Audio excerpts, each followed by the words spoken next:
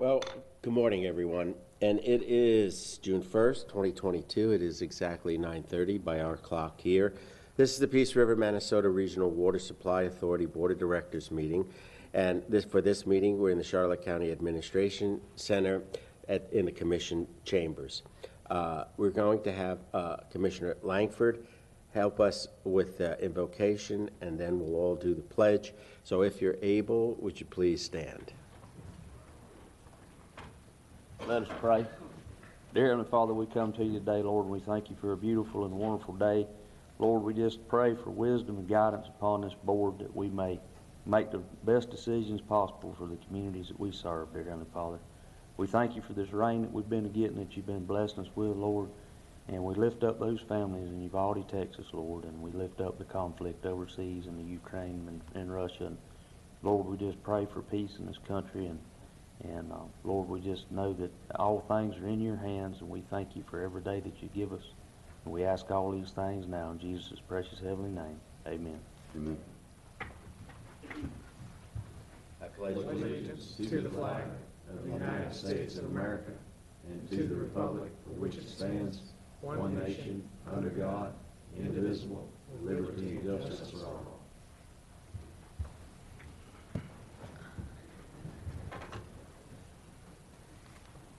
We have just a little housekeeping to do this morning. To begin with, Commissioner Ken Dougherty, a longtime member of this board, is here today on behalf of Commissioner Truex. And with that, we'll open the meeting. And it is actually Commissioner Dougherty who is going to give us the welcome this morning, I believe. Yes, sir. Well, thank you, Mr. Chairman. And I want to welcome the board members and authority staff. Welcome back to Charlotte County. Looking forward to a good meeting. I mean, a great agenda, the workshop. I'm really looking forward to participating in that as well. So again, welcome. Here we go, sir. Okay. First item on our agenda is always public comments. I have no speaker cards. So with that, I'll ask. We do have one person who has to make a very important announcement, a good friend to all of us. Good afternoon. Morning. Thank you for being here today. Thank you for serving. I appreciate it. Thank you for that wonderful prayer, Elton. I'm a Christian as well, and I'd appreciate this board meeting taking that initiative to practice some of those amendment rights that we have. I wasn't planning on speaking today, but it just so happened this cell phone started ringing a little while ago, and I picked it up, and I'm going to return it to the front desk out front for somebody to, I bet it's somebody in here and they're embarrassed and they don't want to get it. So when I take it and put it out front, when you see somebody go out there, you'll know whose it is. So thank you very much. Thank you for saving that and letting us know. Okay, we're now on our first order of business, as always, is going to be the consent agenda. There are items 1 through 6, and I don't have a commissioner who's pulled any consent items. So with that, we'll take a motion on the consent items. So moved, Mr. Chair. Second. Moved by Commissioner Langford, seconded by Commissioner Dougherty. All those in favor of moving 1 through 6, the consent agenda forward with an approval, signify by saying aye. Aye. Is anyone opposed? Chair votes aye. That moves forward 4-1. With that, let's get on to our regular agenda. And that is, we have 6 items in the regular agenda. And the first one is our water supply conditions. And Richard Anderson is at the helm and is going to help us with that. Good morning, Mr. Chair, board members. Richard Anderson of your staff.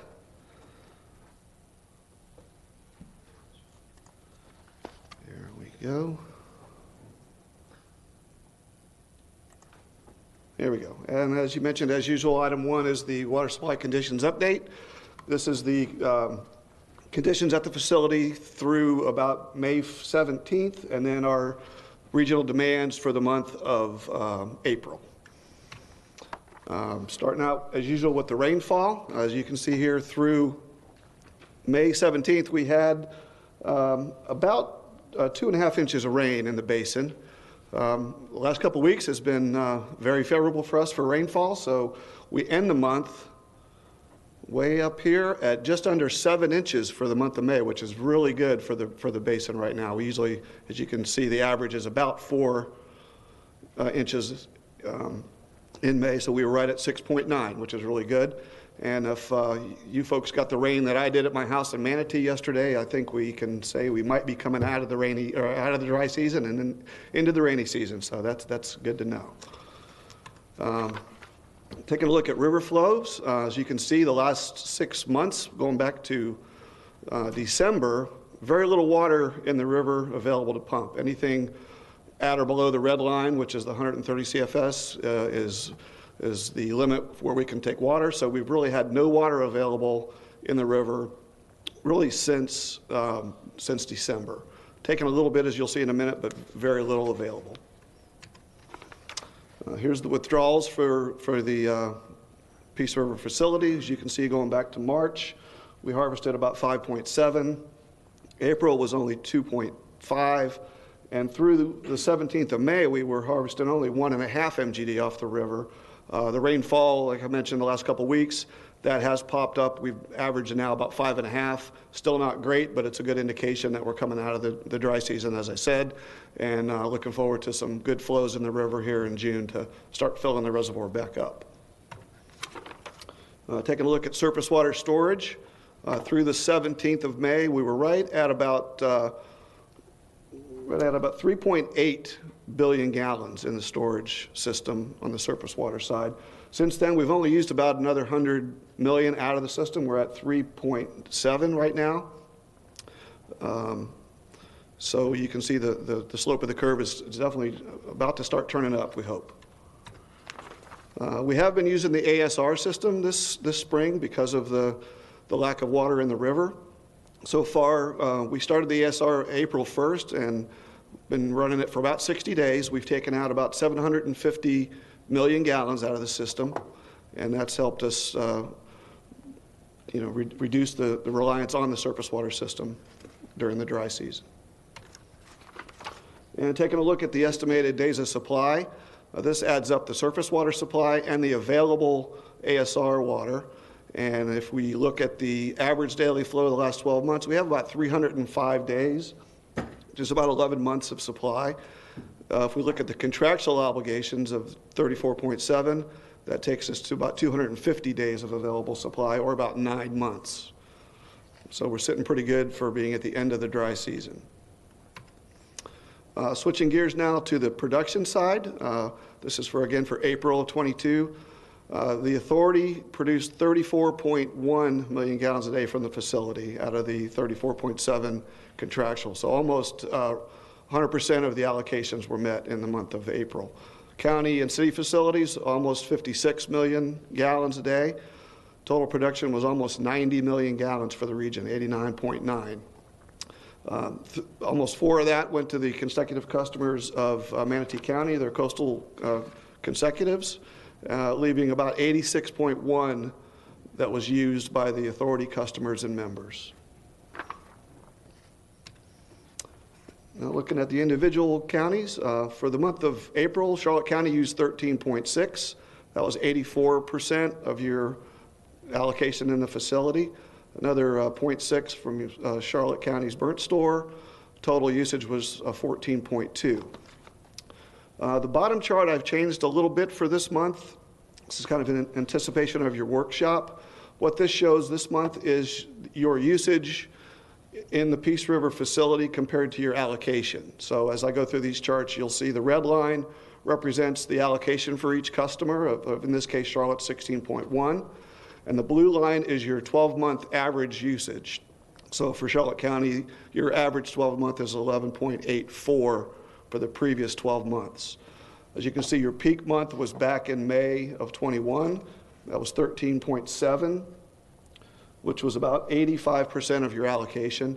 And you almost matched that here in April. You're at 13.6. So both those months on the bookends here, you're using about 85% of your allocation in the facility. Looking at DeSoto County, for the month of April, you used 0.95 from the authority. That was 136% of your allocation. And then 0.3 from your correctional facility, total of 1.28. Looking back at the last 12 months, again, your allocation is 0.695. Your usage is 0.68, so you're using right at your allocation, almost 100% of your allocation. And as you can see, 1, 2, 3, about 5 months of the year, you actually use more than your allocation.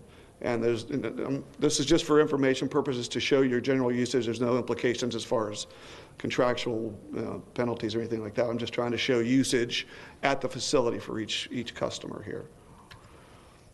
Taking a look at Manatee County. Obviously, Manatee doesn't have an allocation in the authority. So what I'm showing here is their permitted capacity at the water treatment plant of 52 MGD.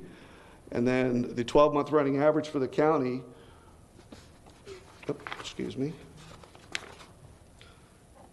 was 45.03. So that's about 86% of the permitted capacity at the facility. Their peak month was, again, back in May of 21, where they used 99.7% of their permitted capacity at the facility. And taking a look at Sarasota County. Sarasota County, for the month of April, used 15.8, which was 105% of their allocation at Peace River. Another 3.7 imported from Manatee County, and then self-supplied about 4.6, total of 24.2. As far as their 12-month running average, again, 15.06 in allocation, and they've averaged 13.36 for the 12-month running average. And as you can see, there was about 3 months where they exceeded or met the 15.06 on their allocation from the authority. And then City of Northport. Doesn't look like there's a blue line here, but there is. It's under the red line because Northport is using exactly their allocation, 100% of 2.87 versus 2.865. So for the last 12 months, Northport has used 100% of their allocation in the authority.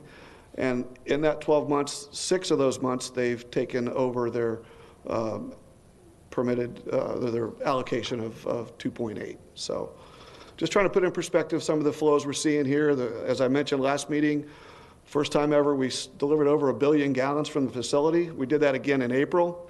So we're really putting a lot of water out the door, and it doesn't seem to be receding. So looking at the regional delivery, again, this is just from the Peace River facility, permitted capacity of 51 MGD. And for the 12-month average, we're right at about 34.1, which is the same number we did really here in April. So as you can see, putting a lot of water out the door several months, this past 12 months, 4 months. In fact, we averaged over 30 MGD from the facility. So again, putting a lot of water out and delivering it to the customers. Looking at the April usage, again, used almost 90 million gallons in the region, leaving only 14.7 available. And that was using, that's 85.9% utilization of the available resources. So with that, be happy to answer any questions or comments. I don't see any. Thank you, buddy. Thank you. Okay, very good. We're on item number 2 of the regular agenda, the strategic plan update, and Terry Holcomb is going to help us with that. She is patiently standing there, and there she is. Mr. Chairman, members of the board, good morning. Terry Holcomb with Authority staff. Item number 2 is provided as an update to our strategic plan. This is for informational purposes only, and no action is required of the board. So in February of last year, the board approved our strategic plan 2021 update. And what you see here is our one-page summary containing our vision and mission statement, and those are flanked by our 4 core values. Those core values include cooperation and collaboration, resiliency, financial stability, and leadership and water advocacy. Now, one of the initiatives under our cooperation and collaboration core value was to annually update the board on our strategic plan objectives and initiatives. And the presentation this morning is a brief summary of our accomplishments in this area to date. We have a lot on our docket today, so I'm going to speak pretty quickly and run through these pretty quickly. I can answer any questions at the end, but just bear with me. We've got lots of writing on the slides, and I'm going to talk pretty quick. But it's all good news. So highlighted here are 3 of 5 cooperation and collaboration initiatives that we've had progress in since last year. Under Objective 1-2, Initiatives 1 and 2, we've been working on our cooperative funding requests for the 2024 funding cycle with the district, and included in those requests is the 2025 update to our Integrated Regional Water Supply Plan, and in tandem with that Integrated Regional Water Supply Plan, we will also be updating our Water Quality Master Plan. So those kind of check those reoccurring initiatives under Objective 1 and 2. And then, of course, the last objective here, Initiative 2, annually provide an update to the Authority Board on the strategic plan objectives and initiatives, and we're here today doing that. For resiliency, we've made progress on 7 of the 8 initiatives, and under Objective 2-2, and this covers Initiatives 1 and 2 here, again, both reoccurring. We've reviewed our draft 5-year CIP and 20-year CNA at the board meeting in April, and we'll be presenting the final update under this morning's agenda item number 3. So we've completed those initiatives 1 and 2. And then for the initiative 3, we anticipate submitting 6 of our 7 5-year CIP projects. 6 of those will go to the district for cooperative funding requests. For Objective 2-3, you see we have 3 initiatives highlighted there. We are continuing the expansion of the regional transmission system through the design and construction of the Phase 3C pipeline as well as the 2B pipelines. For initiative number 2, under that objective, the authority continues to participate in the Florida Power and Light's Solar Together program with periodic updates to the board on the progress and payback schedules of that program. Mr. Richard Anderson gives periodic updates to the board on that. Next, the PR3 project has moved into the preliminary design phase, and we are still on track for completion by 2028 and filling through 2030. And for initiative number 4, we continue to protect and monitor water resources in the region by collaborating with our members. We've been working with Sarasota County on managing groundwater supplies in the region, and we also have worked with Charlotte County on water quality issues in the Peace River. And finally, our hydrobiological monitoring and Horse Creek stewardship programs, they remain at the center of our commitment to protect our natural resources in the region. We've made progress on our financial stability objectives and initiatives as well. We've reviewed the authority's budgetary and financial policies this year and have made revisions to the procurement policy to include design, build, delivery mechanisms to help us meet our customers' schedules. That's the initiative number 1 here, again, reoccurring. For initiative number 2, we're in the process of reviewing and updating the master water supply contract. We're working on cleaning up some of the outdated references and verbiage, and today's workshop will further the discussions on updates to key exhibits in those documents. For initiative 3, annually provide the authority's rate model for forecast cost impacts.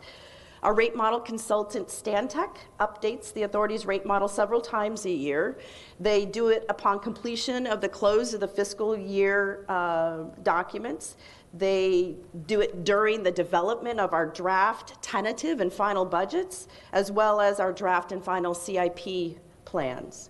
The model also goes out 20 years and is integral in supporting the budget and funding mechanisms of the authority. Under initiative or objective 3-3, initiative number 1, another recurring initiative. Through staff's efforts, we were able to identify, apply for, and receive funding from state legislative grants, from the Resilient Florida program, as well as the American Rescue Plan Act, or ARPA, totaling $7,626,000 this year.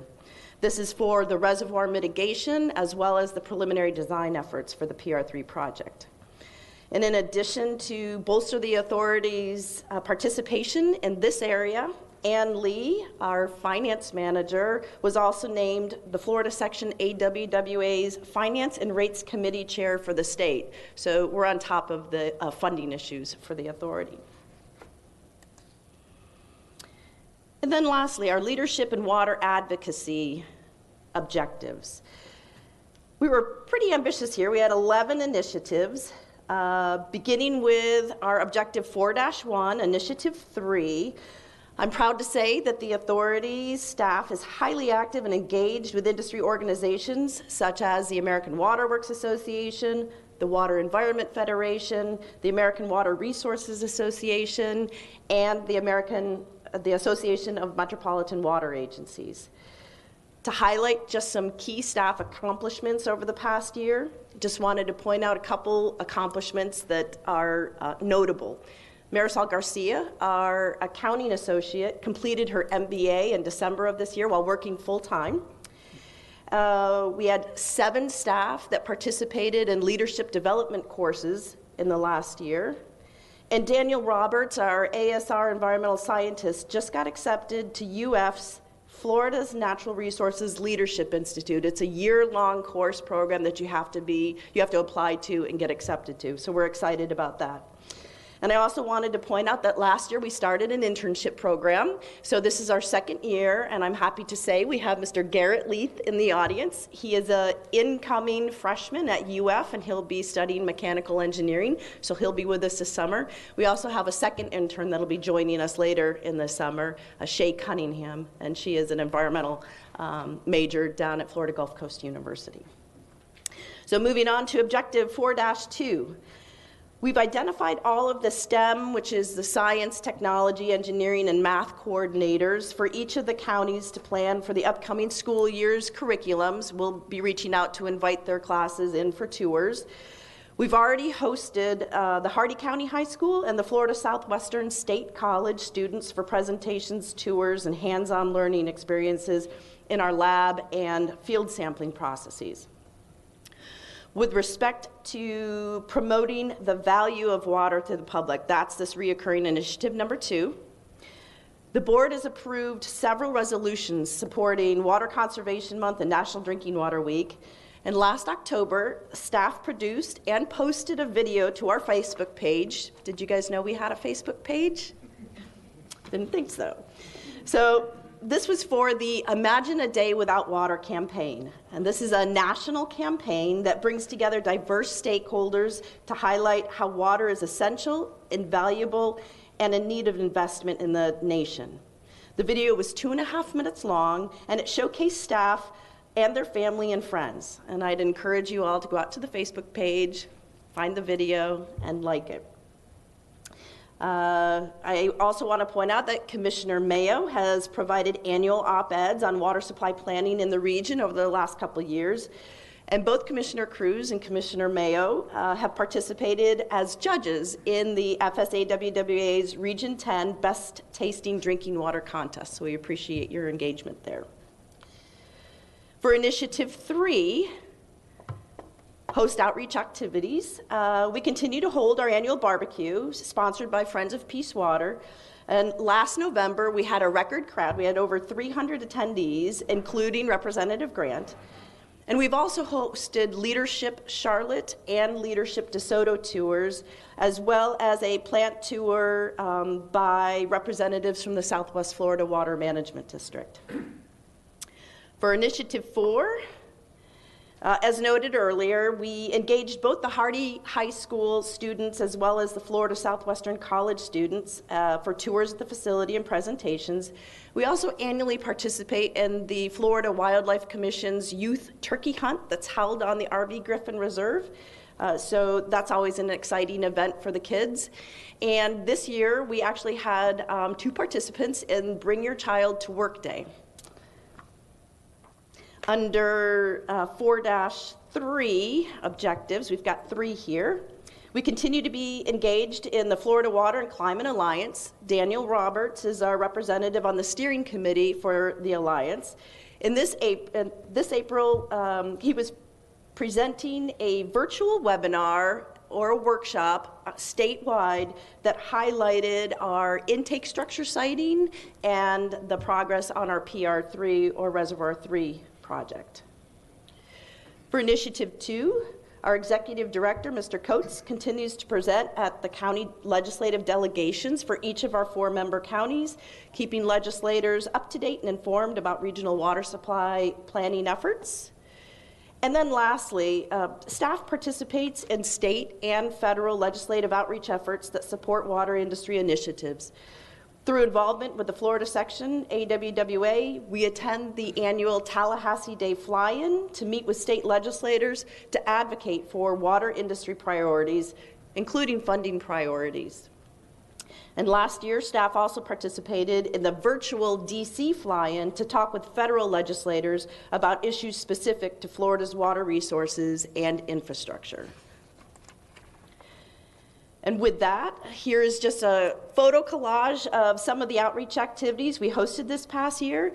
You can see here in the upper left corner, we had a fairly large contingent from the Southwest Florida Water Management District with us this summer. We did a classroom presentation and then took them out for tours of our facilities. Here in the middle is the November barbecue. You can see we've got a motley crew there with the burning of the mortgage. And then here at the top, we've got the Florida Wildlife Commission and the youth that were out there. You can see them with their cash in front. They actually do and did collect 3 boar as well while they're out there. So not only turkeys, but boars.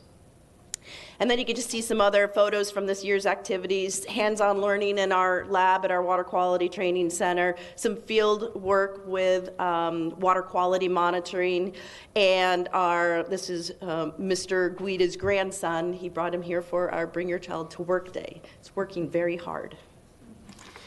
So this concludes our update, and I'd be happy to take any questions you might have. Okay, well, thank you, Terry. To start with, this was an informational, we don't need a motion, but any questions from anyone? Commissioner Lang. I do have one question. I like to bring your kid to work day. I'd like that, but I'd also like you to bring your board members to the fishing day.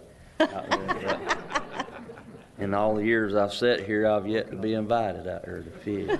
And I know there's got to be some fish big as this table out there. Because they don't ever get caught. So Well, maybe we can fix that. Any other questions? I would just point out that Terry, who is always one of our favorites, made 2 comments that I think bear mentioning. Number 1, she referred to the photo of all of us as the motley crew.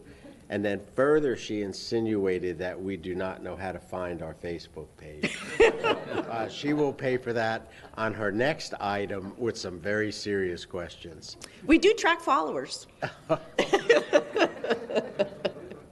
Okay, we're on item number 3. Terry's going to stay there. And this is the 5-year capital improvements plan and the 20-year capital needs assessment for 2023 to 2042. And this will take a motion, but Terry has a lot to go over with us. Thank you. For the record, Terry Holcomb with Authority staff. So regular item 3 is a presentation on the 5-year capital improvements plan and 20-year capital needs assessment. This item, like you said, Commissioner, is for board approval, and there will be a motion at the end of the presentation for board's consideration. Today's presentation will step through a very brief overview or by the numbers of our 5-year CIP and 20-year CNA, and then we'll highlight the key projects in that 5-year CIP and conclude with a recommendation for a motion to approve the 5-year CIP and 20-year CNA. So real quick overview. So we have 14 projects identified for completion in the next 20 years. 7 of those are projected to begin their design or construction phase between 2023 and 2027, so those are included in our 5-year capital improvement plan, or CIP. The remaining 7 are anticipated to begin their design after 2027, so they are included in our 20-year capital needs assessment, or CNA, and that is inclusive of that 5-year CIP. I just wanted to point out real quick that two primary changes in our 5-year CIP and 20-year CNA from the April presentation is we actually moved one project out of our 5-year CIP. That is the Phase 3C extension project. I want to thank Jennifer DeRosiers at the City of Northport. She caught that alert and we changed that in our CIP. And then the second item is, we'll see later on in today's presentation, the Peace River Facility Expansion, Capacity Expansion Project. So between the draft and what we're presenting today, we have an updated cost estimate. So those costs were updated in the 5-year CIP as well. So those are the two primary changes since the April presentation. So the 14 projects, they include 8 regional water transmission main projects, 3 of which are included in the 5-year CIP. We have 4 water supply projects. 2 of the 4 are in the 5-year CIP. And we have 2 system-wide benefit projects. Both of those are in our 5-year CIP. So to secure funding for each of these projects, we work with your professional staff alongside with consultants to develop those preliminary cost estimates and construction schedules so that we can coordinate with the Water Management District's Cooperative Funding Initiative program, as well as apply for and get in front of any state or federal grant or loan funds. You can see here the 5-year CIP for 2023 through 2027 has total expenditures of approximately $554 million.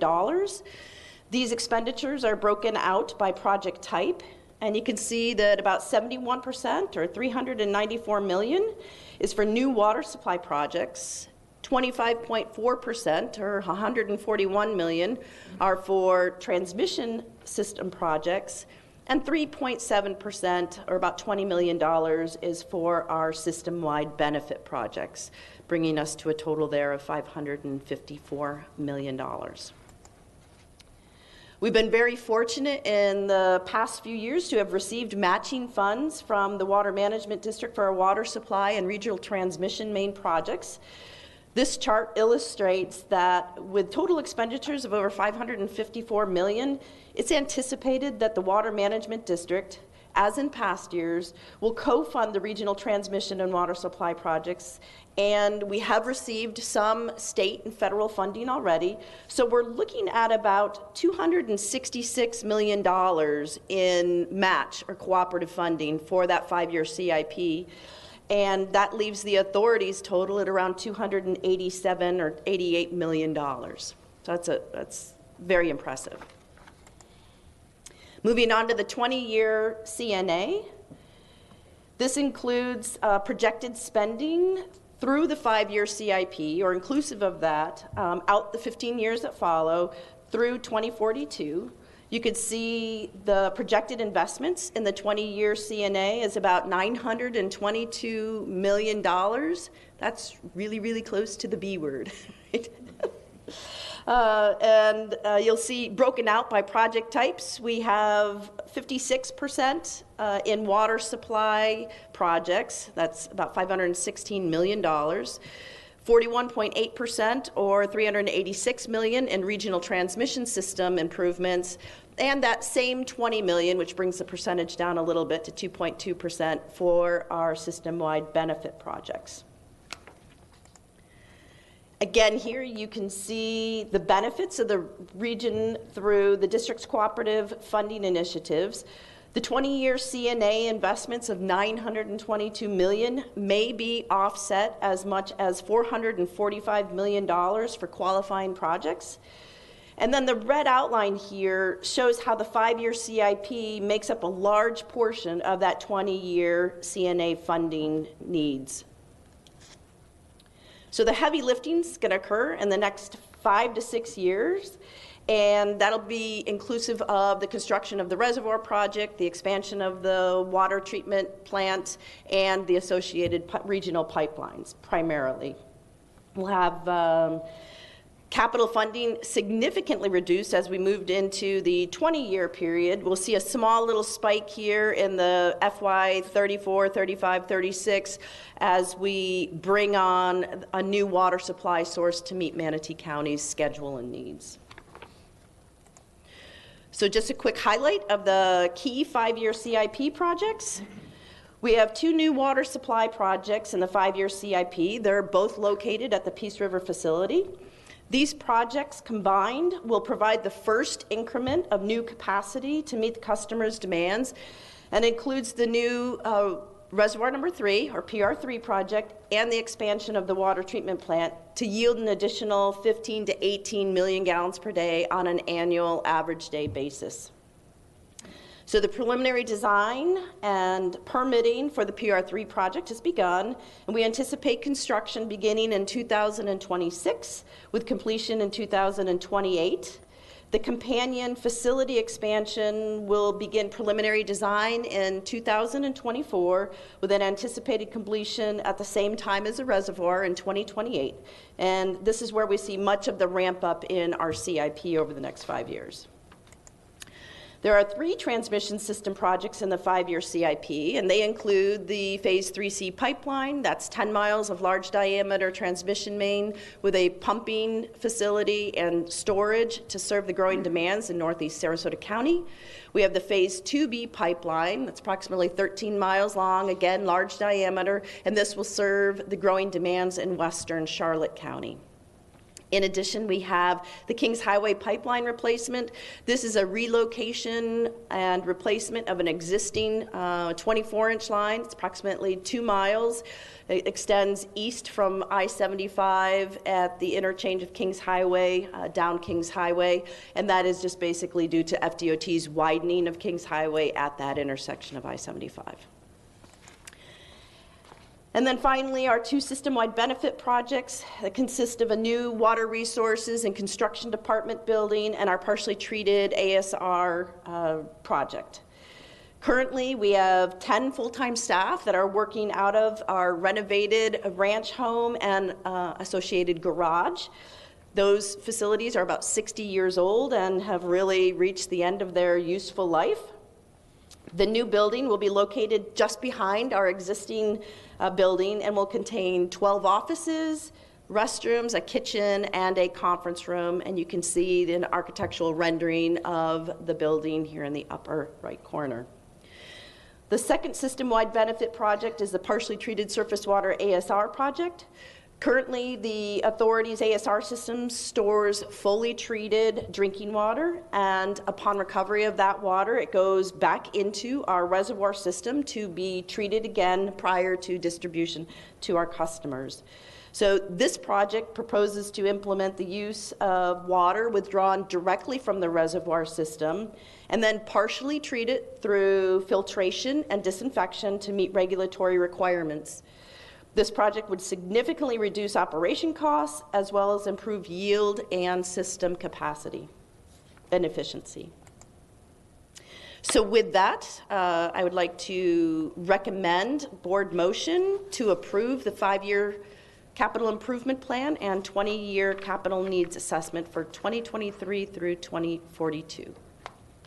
First, though, is there any questions? I think everybody's been over this with you, and who would like to make the motion, and we'll need a second also. Mr. Chairman, Yes, sir. I'll move approval of the 5-year capital improvement plan and the 20-year capital needs assessment for 2023 through 2042. Second. Moved by Commissioner Dougherty, seconded by Commissioner Langford. Any discussion of your motion? Mr. Chairman, I just want to compliment, good job bringing it all back together again. It's one of the challenging things, obviously, will be future discussions is the financing of that B word. We're getting close to $1 billion in capital projects, so over the next 20 years. But I mean, it's going to be interesting with everything else going on in the world right now, how we're going to do that. So I just look forward to the challenge. Thank you. Thank you. Anything else? Yes, sir.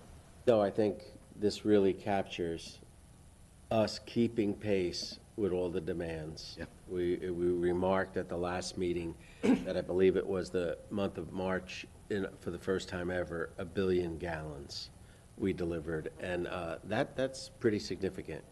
And for those people who don't realize all the expenses in bringing the water to them, this sure captures it. So we have a motion on the floor. All those in favor signify by saying aye. Aye. Is anyone opposed? Chair votes aye. That moves forward 4-0. We now are on item number 4, water treatment facility expansion alternatives. And I believe Richard Anderson is going to come back up, and Chris Cuzler is going to help. Thank you, Mr. Chair. For the record, Richard Anderson, authority staff. Item 4 is an update on the facility expansion alternatives. One of the items Terry just talked about in the CIP. I hope to take you on a little bit of a deeper dive on this item and take a look at some of the options that we're looking at the facility. If you remember back in February, Ardura was here and they presented a suite of 10 different options that they looked at. They've narrowed those options down to the top 5 alternatives and looked at the costs of each of those alternatives. And in taking the good advice of the chairman, I've brought Chris Cuzler here to cover those costs and speak to the cost of each of those items. So with that, I'm going to turn it over to Chris and let him take over with the presentation. Chris? And he or she who puts the numbers into our record is forever responsible for those numbers. I'm ready. Good morning, Commissioners. Chris Cuzler with Ardura Group. Always a pleasure to be standing here. So just to remind you of what we were tasked to do, we evaluated the existing plant and came up with different alternatives for increasing the capacity of that plant to meet future needs. And the approach that we took was to, of course, start with data collection and analysis. We collected record drawings, 3 years of plant operating data. We looked at all the different unit processes through the plant and looked for opportunities to expand the capacity of those processes. And out of that, we came up with 10, actually 13 different alternatives, 3 of which were variations on some of the original 10. And then we evaluated them. We worked with the authority staff to come up with evaluation criteria and weighting criteria. We developed a comparative cost analysis on each alternative so that we can compare the life cycle cost and the construction cost for the alternatives, and then ultimately we scored and ranked all those alternatives. So I will go into deeper detail, but to remind you of the different alternatives that we looked at adding a third upflow clarifier on plant 1. We looked at adding plate settlers or tube settlers into the sedimentation basins on plant 2. We looked at interconnecting the settled water from plant 2 and plant 1 to take advantage of available filtration capacity in plant 1. We looked at adding more filters behind plant 2 to get even more treatment capacity. And then we looked at interconnecting all of the settled water from all 4 of the plants, but found out that hydraulically that wouldn't work. We looked at it didn't show up on the screen, but we looked at re-rating plants 3 and 4 from 12 MGD each to 14 MGD each. That would be a paper exercise with the DEP. But then we looked at constructing a new facility out beyond plants 3 and 4, and we looked at several options there. First option was to create something exactly identical to plants 3 and 4. Then we looked at doing smaller basins and putting plate or tube settlers into those basins with dual media filtration, and then again we looked at that with smaller basins, tube settlers, or plate settlers with membrane filtration. The criteria that we developed with authority staff included, of course, cost, and that was a comparative cost, and it included not only the construction cost but also operation and maintenance, so it was a 20-year life cycle cost. We looked at operational flexibility, so because we wanted these alternatives to be easy to operate and give your staff the ability to operate the plant under the different demand scenarios that it experiences. We looked, of course, at the amount of capacity you're actually getting. We looked at the impacts on the finished water quality. Was there a way to increase the overall quality of that water? We looked at regulatory impacts or benefits from a regulatory perspective. We looked at maintenance requirements, ease of implementation and constructability, and then impacts to the site and the ability to expand. And working with staff, we assigned a weighting factor to those criteria based on importance to the staff and importance to the overall facility. Then each one of these criteria was scored between 1 and 5, multiplied by the weighting factor, and ranked. So the results came up, well, here they are right here. So the top 3 alternatives that came up when we ranked them. The first alternative was alternative 10, which was a brand new treatment train with plate settlers and membrane filtration. And I'm going to get into a lot more detail on all of these, so I won't waste your time with the numbers on the right, not yet. The second alternative was a new treatment train, just like we looked at for alternative 10, except this time it was just dual media filters. And then the third ranked alternative was to add plate settlers and membrane filtration to plant 2. All right, we have 2 other options that we looked at. Now, alternative number 1 was actually ranked number 4, and that was to add a third upflow clarifier to plant 1. That's a standalone project. You get about 4.5 MGD out of it, and that can happen at any time, or it can be combined with another alternative. And then to compare apples to apples, when we got to the overall cost of implementation, we looked at building a new treatment train completely identical to plants 3 and 4.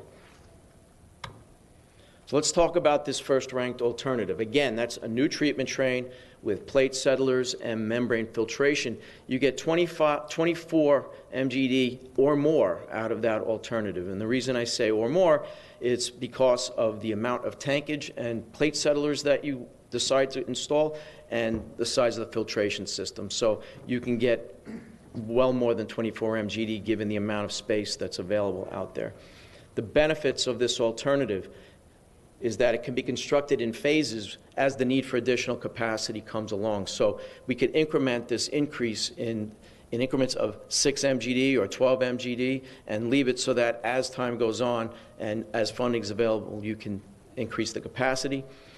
The plant can be designed with a high turn-down ratio. What I mean by that is the ability to reduce the flow through that plant so that the operations staff can adjust how much water the plant is making. Right now, with plants 1 and 2, it's difficult to turn down, actually all 4 of the plants. It's difficult to reduce the flow below a certain level. And once you get below that, when you bring the flow back up, it causes upsets. And so it's a balancing act for Mike and his folks out at the plant to keep the plant matching the demands.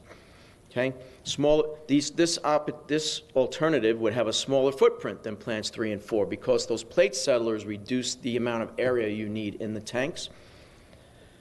And the membrane filtration addresses potential future regulatory requirements. So it provides a much higher quality filtered water, which can then be combined with the water from the other plants to produce an overall higher quality drinking water.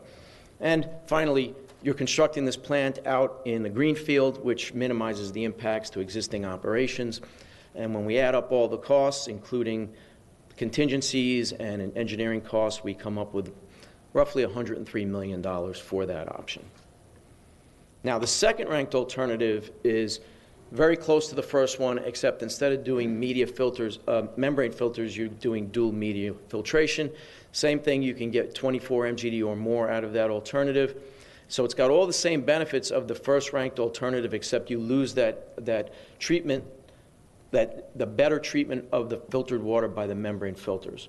Okay? But those dual media filters are the same technology that are existing, so your staff is used to operating that type of a facility. So the only drawback is, again, you don't get the increased water quality from the membrane filters, and the other drawback is that these filters are now larger, they require more concrete, thus the cost is higher. So this one is roughly $109,500,000, so $110 million, about $6 million more than the other option. All right, the third ranked alternative is to take plant 2 and drop plate settlers into it and then add membrane filtration in the back. And if you think about it, it's kind of similar to the first 2 ranked, except you're using the existing plant to do it. So it has the same benefits where you can construct this in phases. So you can drop the plate settlers in. Instead of all the tanks, you can do it in segments as you move along. And then the membrane filtration, again, addresses potential future regulatory requirements. However, there's a large amount of capacity now tied into one plant. So if you add 16 MGD to plant 2 is now rated for 28 MGD. And that's a lot of capacity to have in one plant, and if that plant should happen to go down, you just lost 28 MGD. Also, the way Plant 2 is designed, it's difficult to turn down the flow going through that plant, so it's harder to address the changes in demand using Plant 2. And then the biggest issue is you're now getting in and you're retrofitting an existing plant that needs to be operating while you're in construction. So it's risky from that perspective.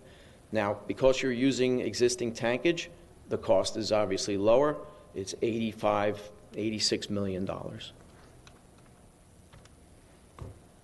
The other two alternatives we looked at, the first one was what I called that standalone project. This was to construct another upflow clarifier at Plant 1. Now, the upflow clarifiers normally have, the ones that are there are each rated at 7.5 MGD. You'd put one in, it also would be rated at 7.5 MGD, but you'd only get 4.6 out of what's there because the filtration capacity would limit it. So you'd have to add more filtration capacity to get the full 7.5 MGD. It's a cost-effective option. As I said, you're limited by the filtration capacity. You're limited in turn-down capacity, right? You've got to now construct this. You're in the operating plant while you're constructing it. And this alternative alone does not address the long-term needs of the authority and to provide additional water. The estimated cost is roughly $17 million. And just to give everyone an idea, if we built a plant identical to plants 3 and 4, you could get 24 MGD out of that. It's 24/28 because you can do that re-rating and get each plant up to 14 MGD, which would mean you'd get up to 28 total. The benefits are that your operators are completely familiar with operating that plant. And again, it's greenfield construction away from the existing operating plant. But it doesn't address the potential regulatory changes. You still have the turn-down ratio difficulties, right? It's a larger tank now, requires more concrete, and it ends up being, because of that, the most expensive option at $126.4 million. So the next steps would be to determine which alternatives to move ahead with, either one or a combination of more than one. Pilot testing is an option here. In fact, the membrane suppliers have offered to come out with a pilot unit just so we can pilot test the settled water and determine what kind of water quality we would get out of a membrane system. The authority can then select the delivery method that they'd like to use. So we're about to hear alternative delivery methods, and you can look at CMAR or some type of design build if you want, or do traditional design bid build. Then the next step would be to move into preliminary design or come out with a request for qualifications to begin that entire process. Of course, there's SWIFMUD funding to dive into and all that kind of thing. So that's all I have. So any questions? Well, we're going to take questions, but just, Chris, help me get my arms around this. Today, we're not going to do a motion. No. You're going to continue to narrow this down and come back to us at a future meeting? What is, or Richard, just so we understand, and then we'll get into some questions. I think the intent is to be ready. We wanted to prepare these options and be ready so that when the customers decide on what type of allocations they want to buy into, we have several options to meet whatever demand that is. So as Chris said, if there's 24 MGD of demand, we can build a full-blown plant.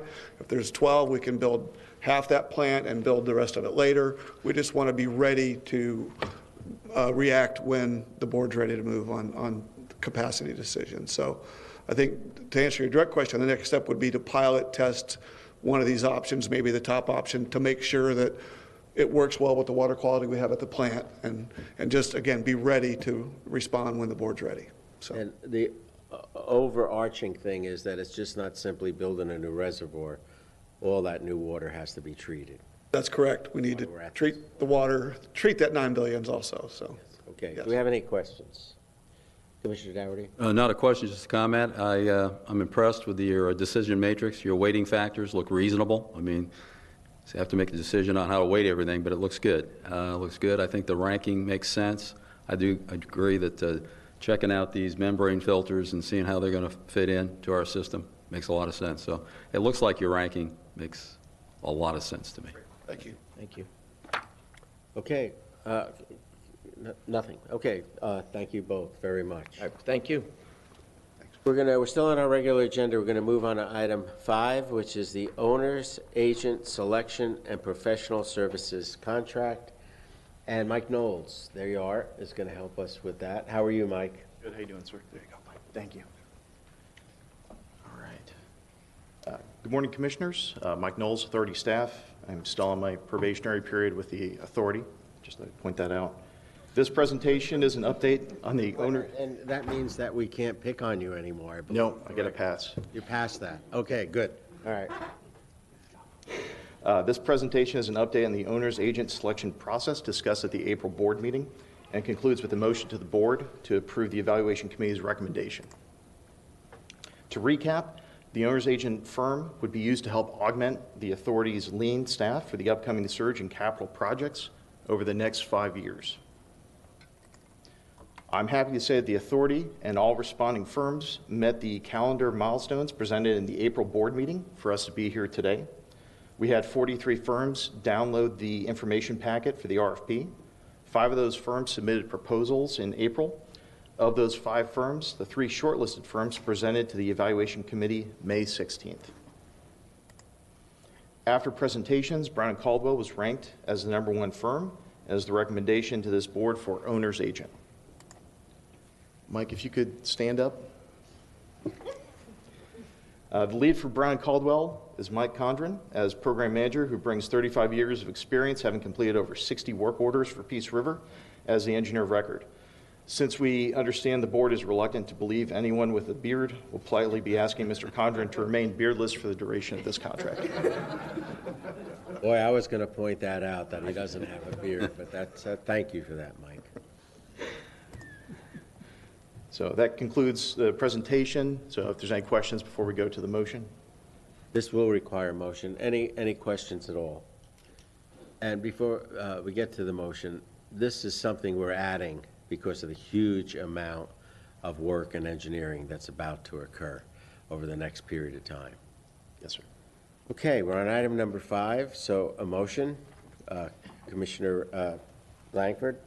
Mr. Chairman, motion to approve Professional Services Evaluation Committee's recommended ranking and authorize the Executive Director to execute the contract for professional services with the top-ranking firm, Brown & Caldwell, to perform the owner's agent services. Second. Okay, we're on item number 5. We have a motion by Commissioner Langford, a second by Commissioner Dougherty. Any discussion on the motions? Seeing none, all those in favor signify by saying aye. Aye. Is anyone opposed? Chair votes aye. That moves forward 4-0. And thank you, Mike. Very good. These are big increments as we look into our future and all the things we're going to be building. So this is a big deal. Item number 6 is staff presentation on progressive design build process. And Mike, you're going to help us with that also. Yes, sir. Good morning again, Commissioners. This presentation is to go over the use of progressive design build by the authority for 2 upcoming capital projects. This presentation is for information purposes only. For those unfamiliar with this approach, the progressive design build method brings the engineer and contractor on board within the same solicitation as a design build team. This process uses a set of performance criteria or goals. To achieve those goals, the design build team has the flexibility and creativity to meet those. After selecting a design build team, the project would then advance into the first phase, which is typically a 60% design, with the benefit of the contractor's input on the project on aspects such as constructability or material selection. After phase 1 is complete, or the 60% design, the design build team then produces a guaranteed maximum price, or a GMP, to include the final design, construction, and startup cost for the project. The authority has an off-ramp to end the contract during the review of the GMP and switch to a hard bid for the project. So why did we stop at progressive design build when we were looking at different approaches? There's a lot of variables in our upcoming capital projects related to material cost and production lead time. For instance, the price of steel has fluctuated from $450 a ton at the beginning of this year to over $700 a ton by March. Lead times for different pipe and valve materials from different manufacturers have varied from 16 weeks to over half a year with recent inquiries. The progressive design-build approach allows a contractor to track material lead times and price fluctuations in order to place orders at optimum times to keep the project on budget and on schedule. The biggest drivers, though, for selecting progressive design-build is the schedule and the opportunity for innovation through collaboration. The nature of progressive design-build allows for portions of the project to begin construction as soon as the ink is dry on the design plans. The one-team approach with the contractor and engineer working together means innovative ideas can either be streamlined for the schedule or reduction in construction cost and quickly brought to the authority through frequent and collaborative workshops. The two capital projects recommended for progressive design build are Phase 3C pipeline and Phase 2B pipeline. Both projects would be awarded under a single SOQ, with the top-ranked firm being awarded their preferred project and the second-ranked team being awarded the other project. The SOQ was advertised May 24th. Submittals are due June 24th. The evaluation committee will meet June 30th to shortlist the teams for technical presentations on July 14th, followed by ranking of those teams.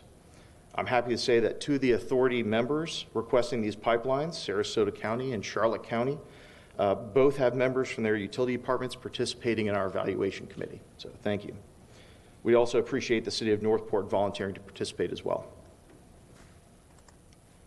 The next step will be to bring the top two design build team recommendations to the August board meeting for approval to negotiate for the design build contracts. Then we would return in October with the Phase 1 or 60% design amendments to those contracts. That concludes the presentation. I'd be happy to take any questions. Okay, any questions? And this, Commissioner Dougherty, but just so we're all on the same page, this is just information purposes and there'll be no motion, but Commissioner Dougherty. Thank you, Mr. Chairman. I believe I mentioned this before at another meeting, I've had an opportunity to participate as a professional engineer on all the major delivery systems. Design build has been wonderful when it's precisely the issue you're talking about, schedule. It's been a disaster in some other cases. It's very important, just my observation, when it was successful, it was when the team, the builder and the designers, had worked together on previous projects, on similar previous projects. When they construct their team to score higher in an evaluation because of relationships, or the designers have never worked with the builder before, it can get very, very challenging as a designer. Because the contract, I believe, will be with the builder. The authorities will be with the builder. The designer will be subordinate, will not have a contractual relationship with this authority. His relationship will be with the builder. So just a word of caution. It does work, and this is exactly the type of thing you'd want to use for. But just a word of caution. Just make sure when the selection takes place, look for previous relationships on other projects. Thank you, Mr. Chairman. Thank you. Okay, any other questions? Mike, great job. Thank you, buddy. Thank you. We are now on the General Counsel's report.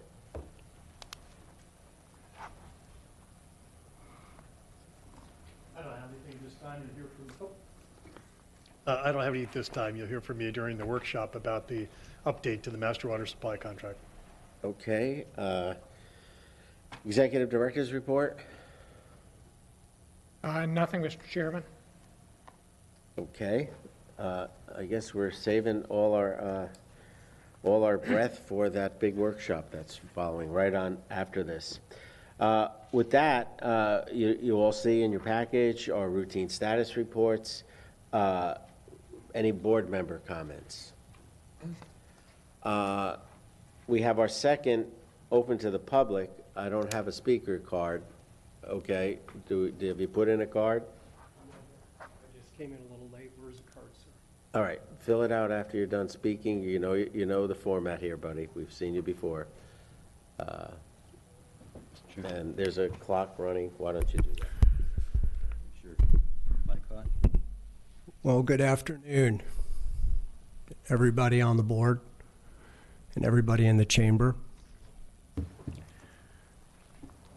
I was listening at my house this morning, and I'm a little tired. I'm a little off. I had emergency surgery on March 6th, so I'm slowly gaining steam again.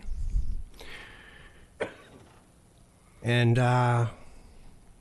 when I see that the meeting was here today, and I'm listening, did any of you read our newspaper today? DeSoto leaders, residents seek more details from Mosaic.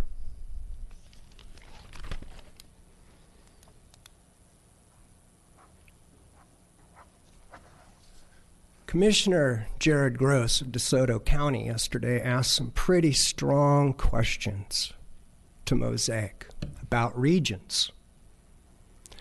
And I have to tell you, I've been at every one of these workshops, and each time Mosaic is coming less and less prepared. Old Russell Sweese doesn't even want to get up to that podium to address the commissioners because the citizens come there with very valid information. 100% full truths, not half truths, Senator Ben Albritton. We have scientists at these meetings, people with credentials up the gazoo, and people who don't have college degrees that have more validity than most politicians. Yesterday, I read a list off of environmental disasters that have happened up our Peace River, starting in 1945 in Polk County. I think the worst of them is the one that I read where they had a 5-foot slime, clay settling area slime, 5 feet high, that went all the way down the Peace River and started swelling the banks and flooding the pastures. And I brought a map, and I came in here because I didn't want to miss my chance to speak, but I'll bring it to all of you. It's from 2003, and this map showed exactly what mining sites were being mined and which were still virgin territory. And in 2003, I want everybody to know that IMC Phosphate is the one that bought the land in Pine Level. 15 miles, citizens of Charlotte County, I want you all to know, 15 miles from our chamber, 15 miles from downtown Punta Gorda. And how many miles is it from the chamber and DeSoto? This chemical plant they want to put? It's bad enough I had to personally file a lawsuit for administrative hearing 2 years ago against the Mosaic Bartow chemical plant NPDES permit. Why? Because they were discharging 2.6 million gallons every day. And now it's up to 27. Let me interrupt you. Yes, Commissioner. Giving you a little bit more than 3 minutes. Thank you. I thought I had 5. It said 5 up here. I just want to say this to you. I didn't see one representative from the Peace River, Minnesota Water Supply Authority at that meeting. We need you there. We need everybody on deck. This is the most important issue in southern Florida right now, is to stop this Mosaic beneficiation plant. Because I will tell you, Commissioner Mayo, Hardy County has denied Mosaic now twice for 4,000 more acres for the overlay. Why? Because they own 35% of Hardy County, and Hardy County can't get families there. It's not growing. Everywhere else is growing except Hardy County. Nobody wants to go where Mosaic is. We don't want DeSoto turned into Hardy or Polk. And lastly, I hear we're concerned about Manatee County's water. Well, Mosaic's taking too much water every day from that water permit. I want to thank you for the extra time. It's great to see all of you. We need the help fighting Mosaic. The citizens are number one. Public safety is number one. Too many accidents.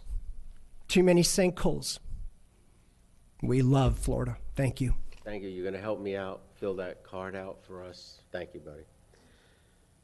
Okay, with that, we are actually going to adjourn if there's no other business, so we'll adjourn. But we're going to immediately go into the authority board workshop. There's two items on that agenda, the master water supply contract revisions and the master supply contract future water supply procedure. So I think, Doug, you're going to step down and take us through all of this.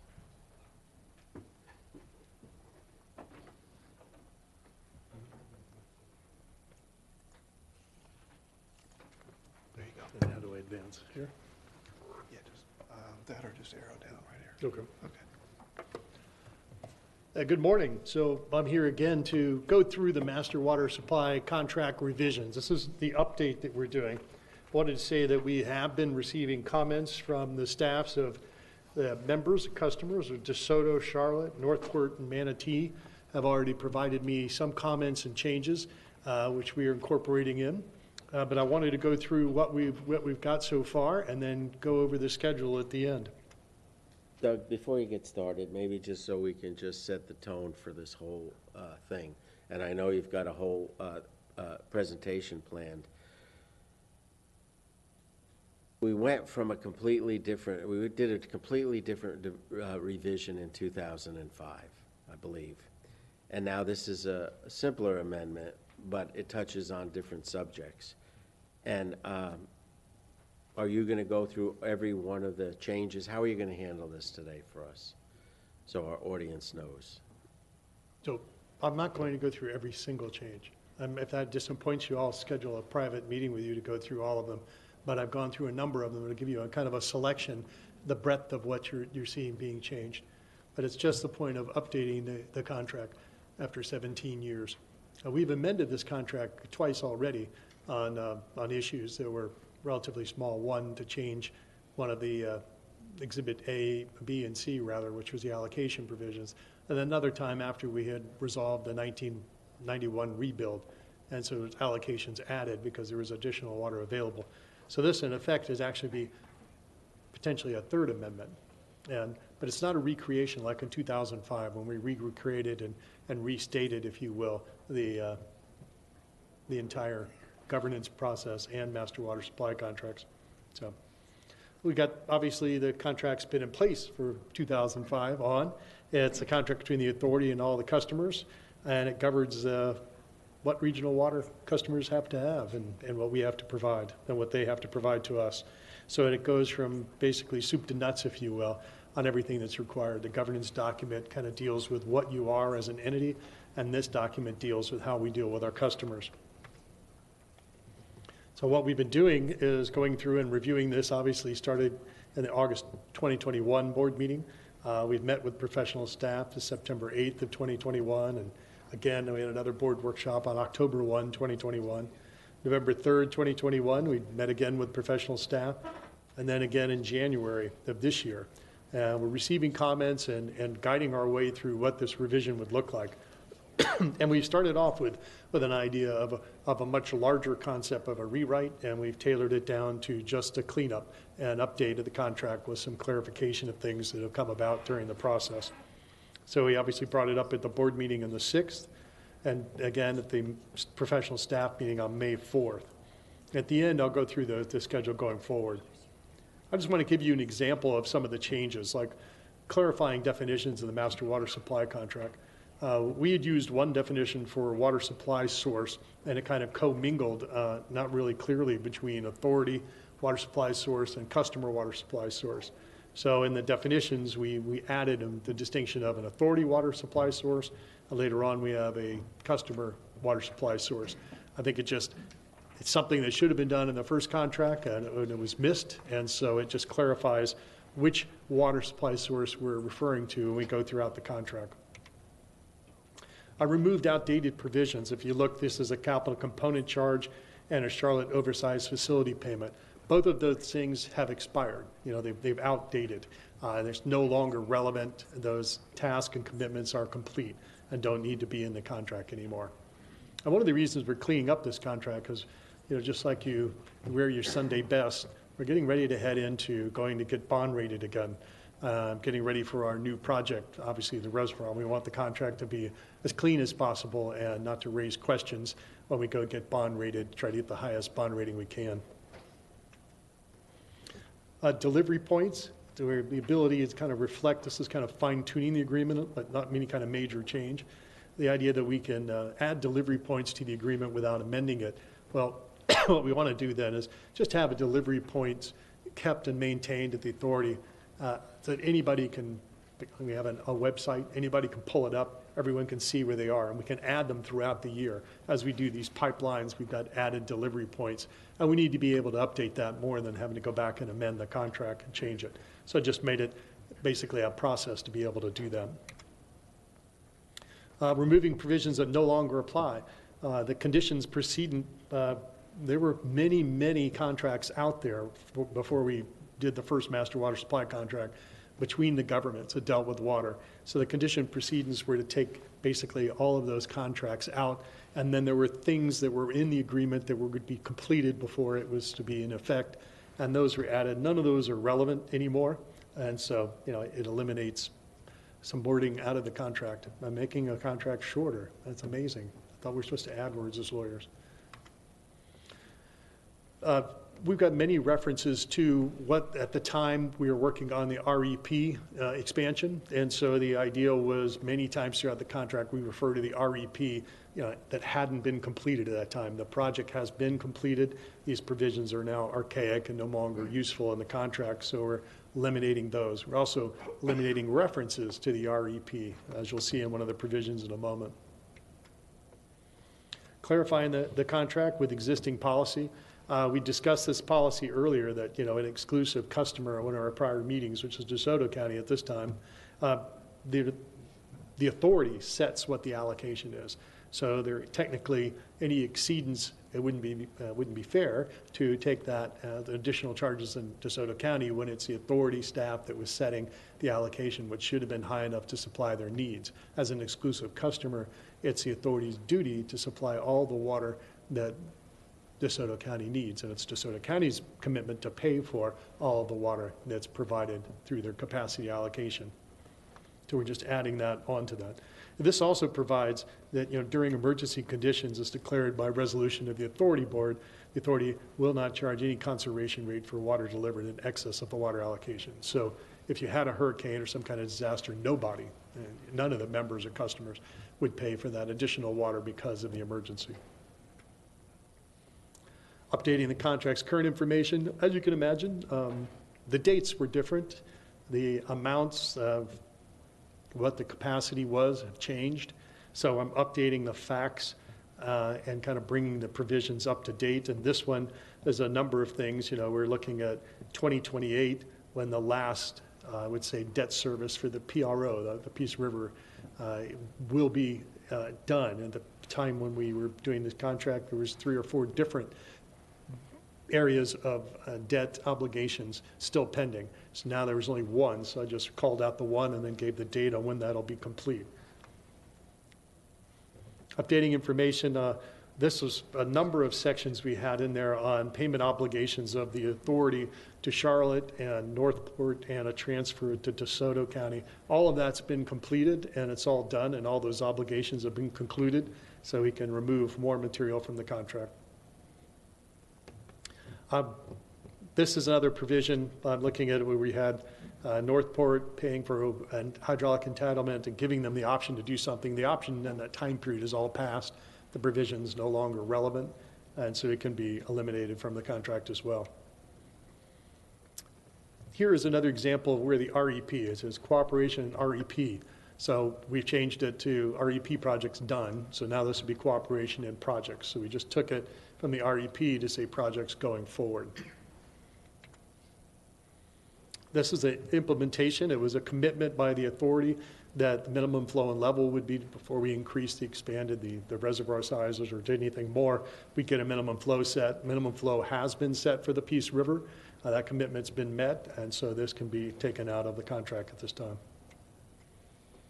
On the scheduling of it, I'm going to be a little different than what you see on my, because I had some time to think about it. I'm doing the workshop today. I'm going to be incorporating in changes that I've received and comments from the different customers and members. And then I'll be coming up with a new draft that we'll send out to the board, and also to the customers and to their council and the administrators. An administrators meeting has been set for July 29th, and at that point, we're going to discuss all these changes with the administrators, and I'm anticipating that the legal counsel will be there as well. Then the schedule had me bringing it back on August 3rd.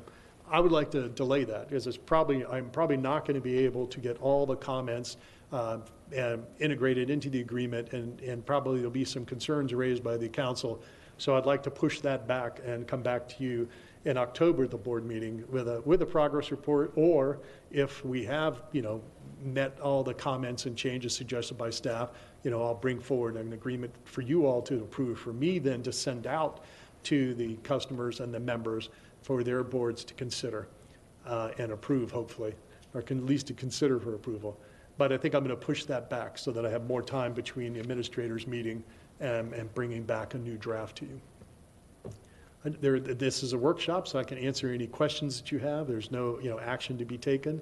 I appreciate your patience. I know document revisions, not exactly exciting issues for anybody, especially not for board members. I know you guys deal with a lot more important issues. But it's important for us to get this document right and to make it something that's more easily understood, and also to update it. So I'm sure whatever lawyer comes after me 15 or 10 years from now will be going, why is this provision in there? And making changes. But that will be maybe Camille Callahan, who's with us as our summer clerk, or it might be Chris Tanner. You probably won't see me in 10 or 15 years before you're dealing with that issue. So we're trying to get it as good as we can right now, and knowing that it'll have to be revised as any other document would be as we go through our relationship with our customers for over 35 years under these contracts. So, any questions? Questions for Doug? Just a comment. Just a comment. And then, Mike, do you have anything you want to add during this workshop at this point? After we have Number 2. Okay, you're number 2. All right. Go ahead. Thank you, Mr. Chairman. Yeah, as I've read through it, as I'm sure we all have, it's primarily, I would characterize it as housekeeping at this point, cleaning the document up. Right. And it's a good first step. That's the way I look at it.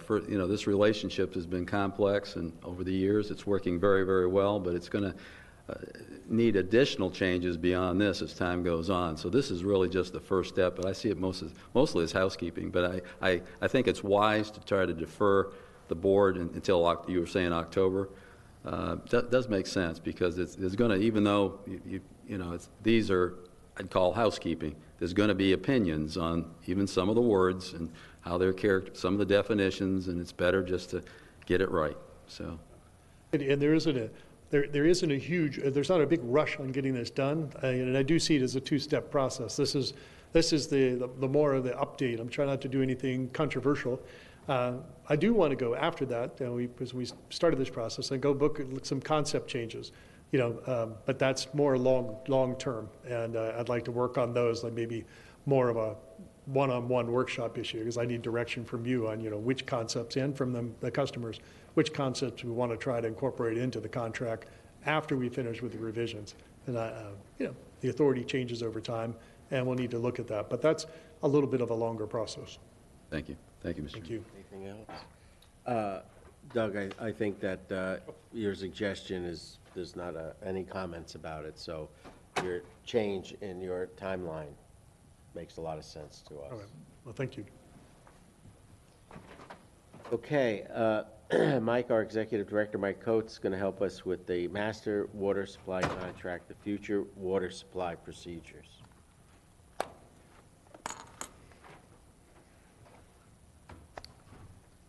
All right, let me find this thing.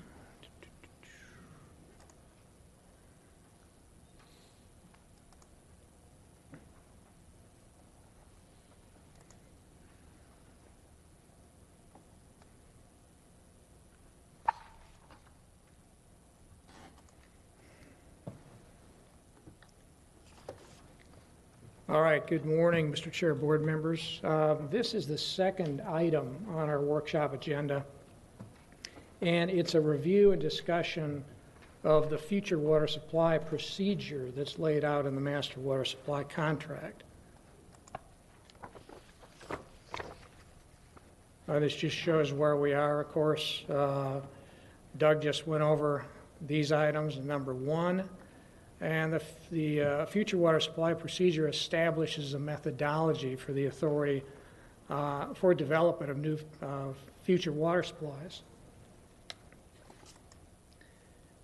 What I'd like to go over today, I've got some background information on regional demand and capacity information, just to provide you a kind of a framework of where we are now. We'll talk about the future water supply procedure, and it's kind of laid out in a cookbook in the contract, what the steps are in the process, what modifications we have seen in the past. So this isn't a new thing that we're doing. The contract's been modified a number of times in the past to deal with adding capacity. We're going to talk about customer requests for new supply. And we do have customer requests for new supply that are within a 7-year window that is in Exhibit C, and we need to address those. We'll talk about the project that we have to meet those needs, and then we'll get into an implementation plan and costs and funding for those new projects, and then what the next steps are. So a fair amount of material to go through today.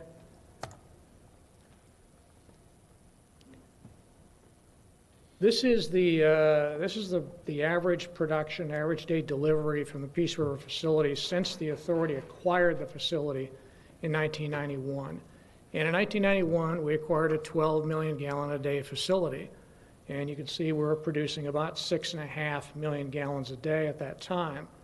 Of course, with growth in the region, in 1996, the contract that we had for the master water supply contract was amended, and that was amended to include the Peace River option project, and that project was to bring on 12 million gallons a day in new supply capacity.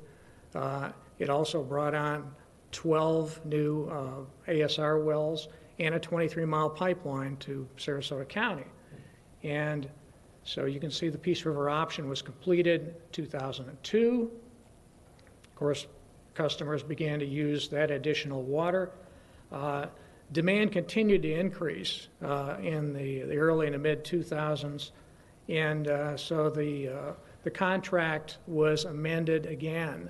This was a major amendment to the contract. This was the 2005 contract that Doug is working from. And that 2005 contract dealt with the Regional Expansion Program. And the Regional Expansion Program is the program that added our 6 billion gallon reservoir, 24 million gallons a day of water treatment capacity, and allocated 14.7 million gallons a day in new average day supply to the customers. And so you can see demand again, again going up, associated with that new capacity. And then the most recent change in 1991, when we rebuilt the 1991 facilities that the authority acquired from General Development. 2 million gallons a day in additional capacity was allocated in that rebuild, and we've only gone up from there. You can see our current contract allocation right now is 34.7 million gallons a day. And we're at about 30 million gallons a day in 2022. So in 2023 so far, Richard talked to you, we're at about 30 million gallons a day in 2023 as well. So we're moving pretty close to that contract allocated quantity.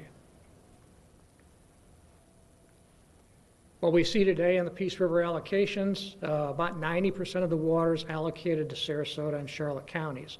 About 8% to City of Northport, 2% to DeSoto County. These are the average day allocations.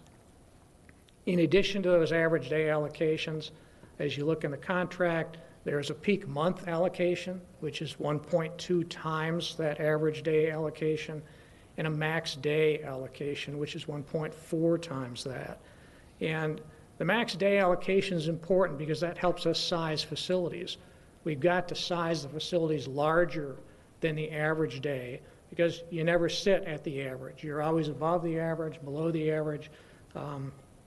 So it's important to have the capacity available to meet the customer's needs during those drought periods, during emergencies, and that's what the max day capacity does for us. So as we get into the future water supply procedure,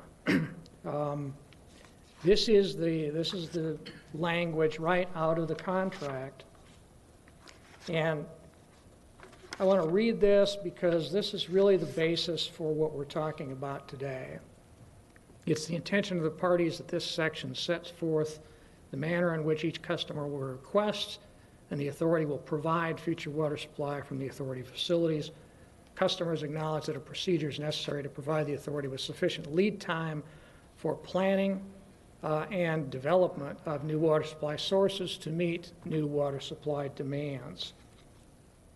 So the key elements here are that the authority is going to supply the water that you need from our existing or future facilities. And there's a recognition that it takes a number of years to develop new supplies. So we need advance notice from the customers on what they need in order for us to develop the supplies to meet your needs. And the Master Water Supply Contract provides that methodology.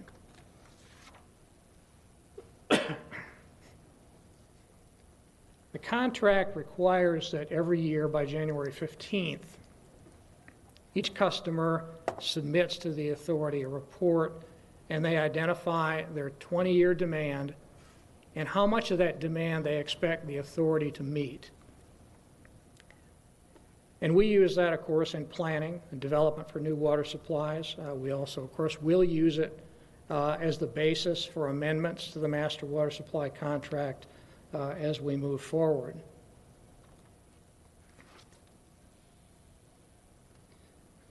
The projections that we receive every year put the authority on notice of what the customers want from the regional water supply system and any new supply needs that they have. And those new supply needs are identified in the Exhibit C in the Master Water Supply Contract. And Exhibit C is a 7-year look ahead. It's a rolling 7-year look ahead on who needs what. And you can see that the current period we're looking at, the current 20-year planning period goes from 2023 to 2042. And the 7-year new supply development window goes from 2023 to 2029.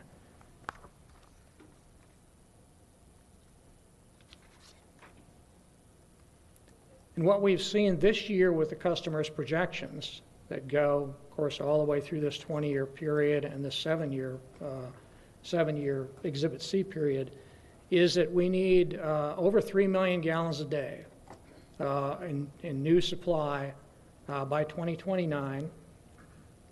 And by 2042, we will need 24 million gallons a day in new supply.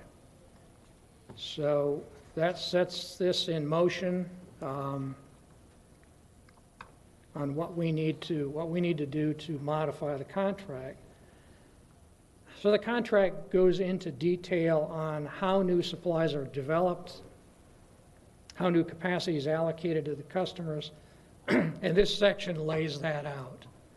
I'm not going to read this, but the summary is below. So new water supply capacity is developed in blocks. We can't develop new water supply capacity 1 MGD at a time year after year after year. It's just not feasible to do that. So new water supply capacity is going to exceed demands immediately, and then you grow into that. And then you build the next new water supply capacity. And that new water supply capacity is assigned proportionally based on new water supply demands provided by the customer and the source yield.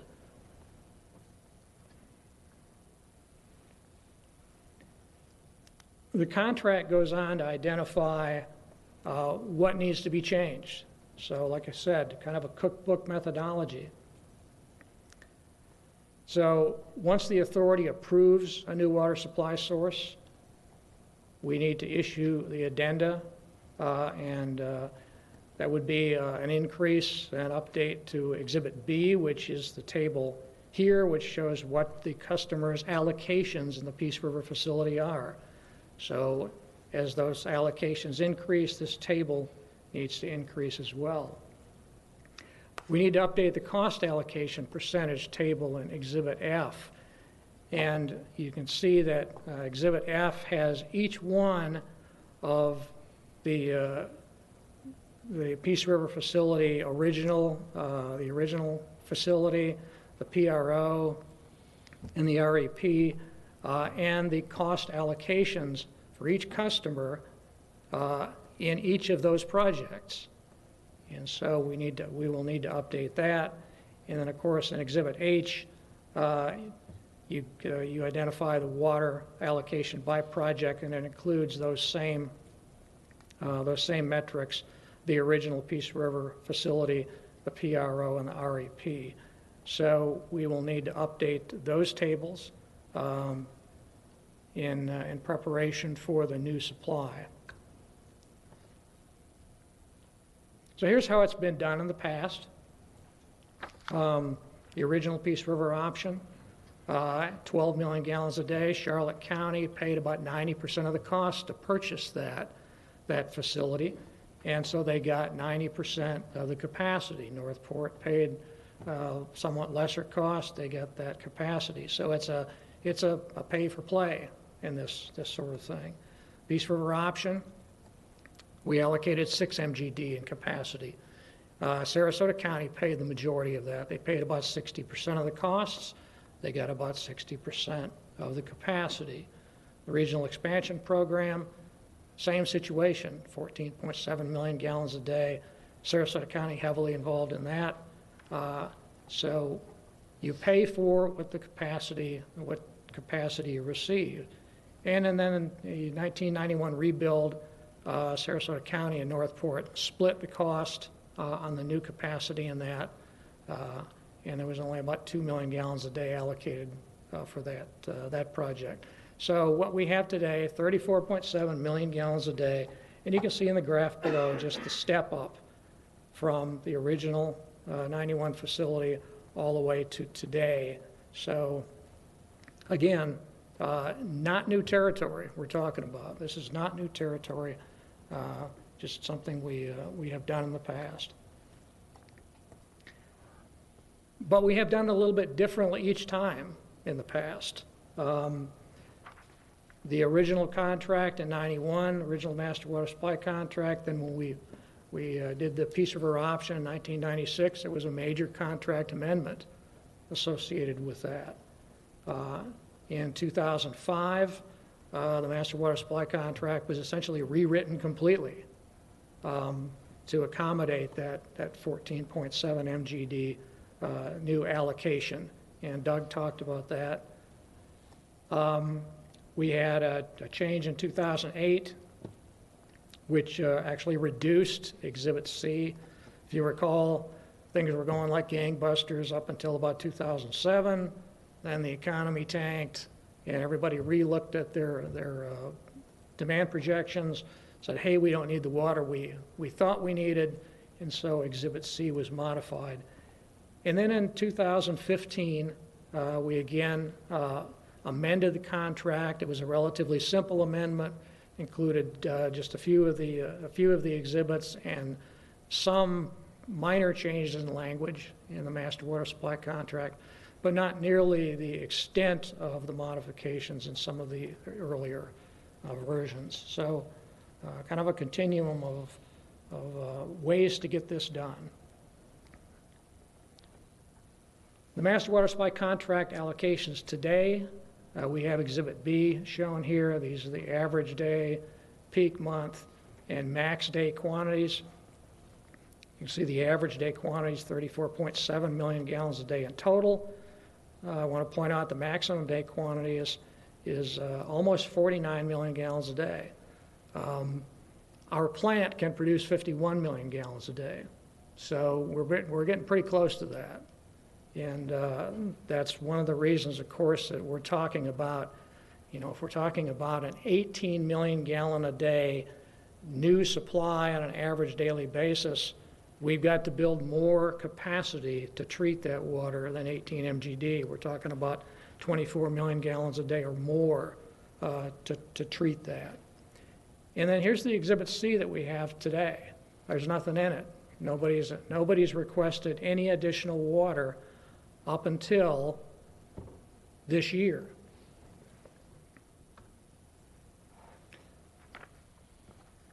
So what are the customers requested? This graphic shows the customer requests, and the individual requests are shown down here in these light lines. Charlotte County, Sarasota County, DeSoto County, Manatee County here. And then the orange line is the cumulative amount of additional requested quantity that we see from the latest projections. And this box represents that 7-year window where we need to meet customers' needs. And so we start out 2028, Charlotte requested water. For 2028, DeSoto needs a little bit of water. 2029, Sarasota comes up about 1.4 million gallons a day. And everything goes up from there. By 2032, which is 10 years out, we need 8 million gallons a day in new supply. As we get out here by 2037, we need 15 million gallons a day. In 2038, Manatee County has indicated that they may need 5 million gallons a day of regional supply from the authority. That would mean, if Manatee County needs that water then, that we would need to put another supply online to meet that need. If Manatee County doesn't need that water in 2038, the 18 MGD from the surface water treatment plant expansion would carry us out well into 2041. So just depends on what Manatee County may need from the region and when they need it.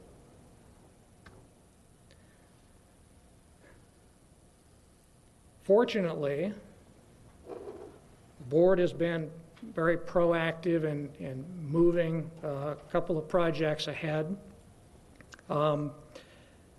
These projects really started back in 2018, 2019. We got a 50-year water use permit from SwiftMud. That permit allows us to take more water off the river. That set up the new reservoir project, the new expansion, and of course the Peace River treatment plant expansion as well. So we have projects at the ready to meet that need for the customers, and that yield, coincidentally, is 18 million gallons a day. So we've got plenty of water that can be available to meet the needs that have been identified from the customers all the way out through the 20-year planning period. And those projects can be ready in 2028 when we need the water. Now, we won't have a full reservoir in 2028, but we'll have a reservoir that will probably be holding some water, and we'll have a water treatment plant expansion that should be finished. So we'll be able to meet those initial needs of 1 or 2 MGD additional needs. And then by 2030, the whole thing should be full, the reservoir should be full. We should have a full 18 MGD of capacity available at that point. And this just shows what we're talking about. Surface water expansion should be complete in 2028, and water should be available almost immediately from it. Full capacity in 2030 when the reservoir is full. And it may not take 2 years to fill the reservoir. Of course, it might take 2.5 years to fill a reservoir. We don't know. We don't know what the rainfall pattern is going to be like. But it took about 9 months to fill the last reservoir.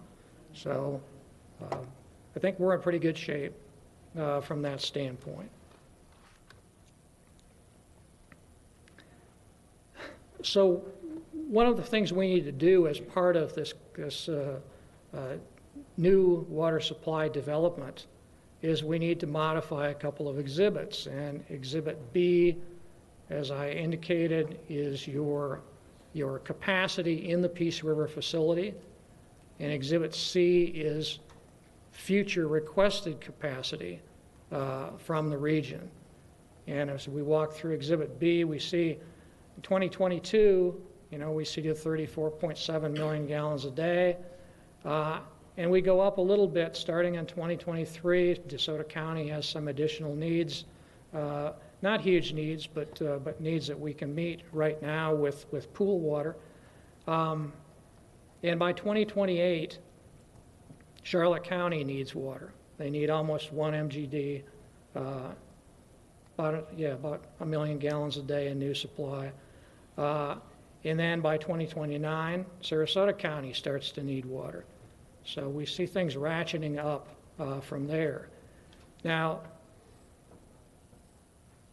these tables are intended for discussion. They're not intended that we're going to slap them in the contract today and say, good.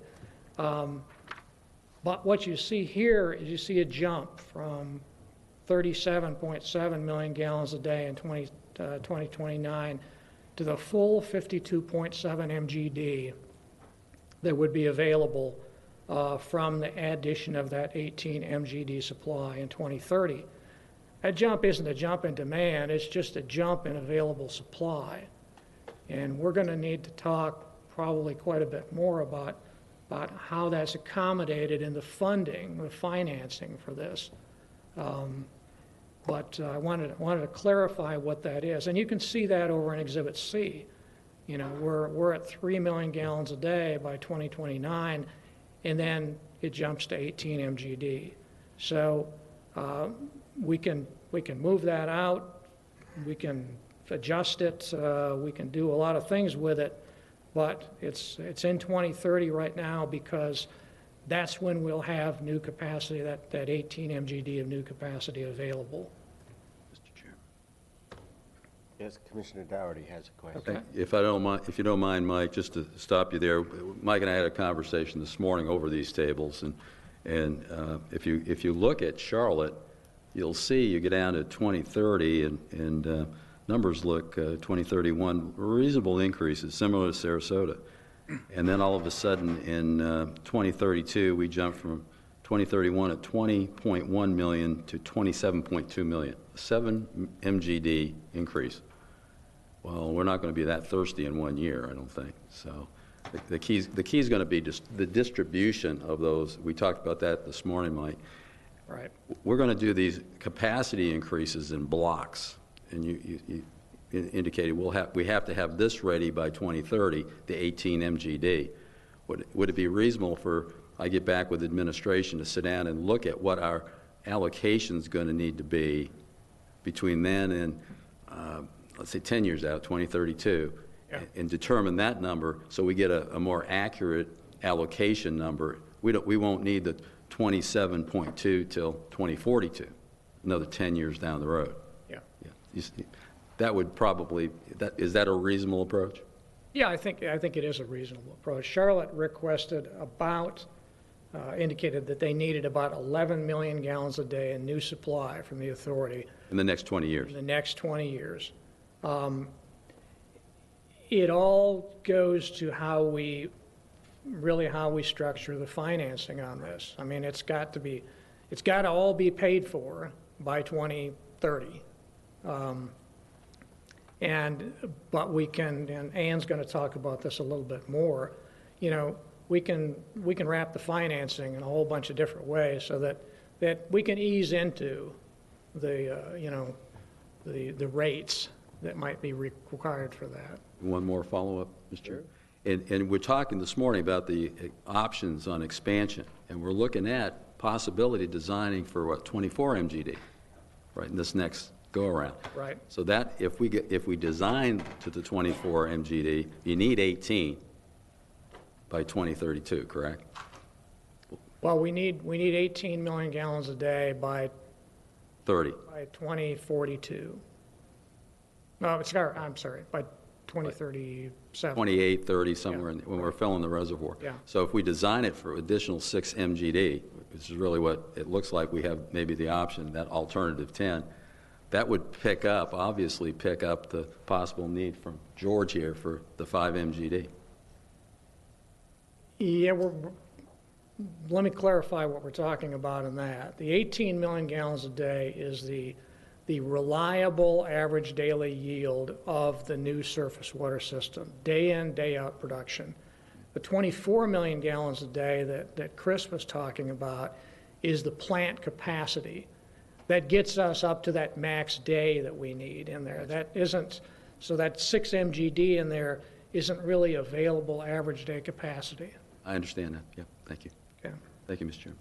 Okay. Go ahead.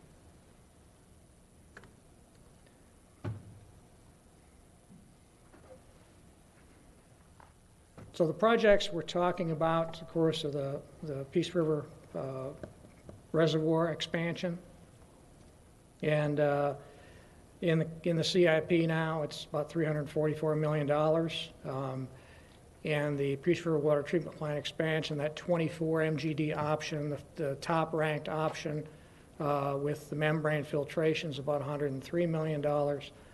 And so if you look at what what the authority's portion of that would be, about $229 million.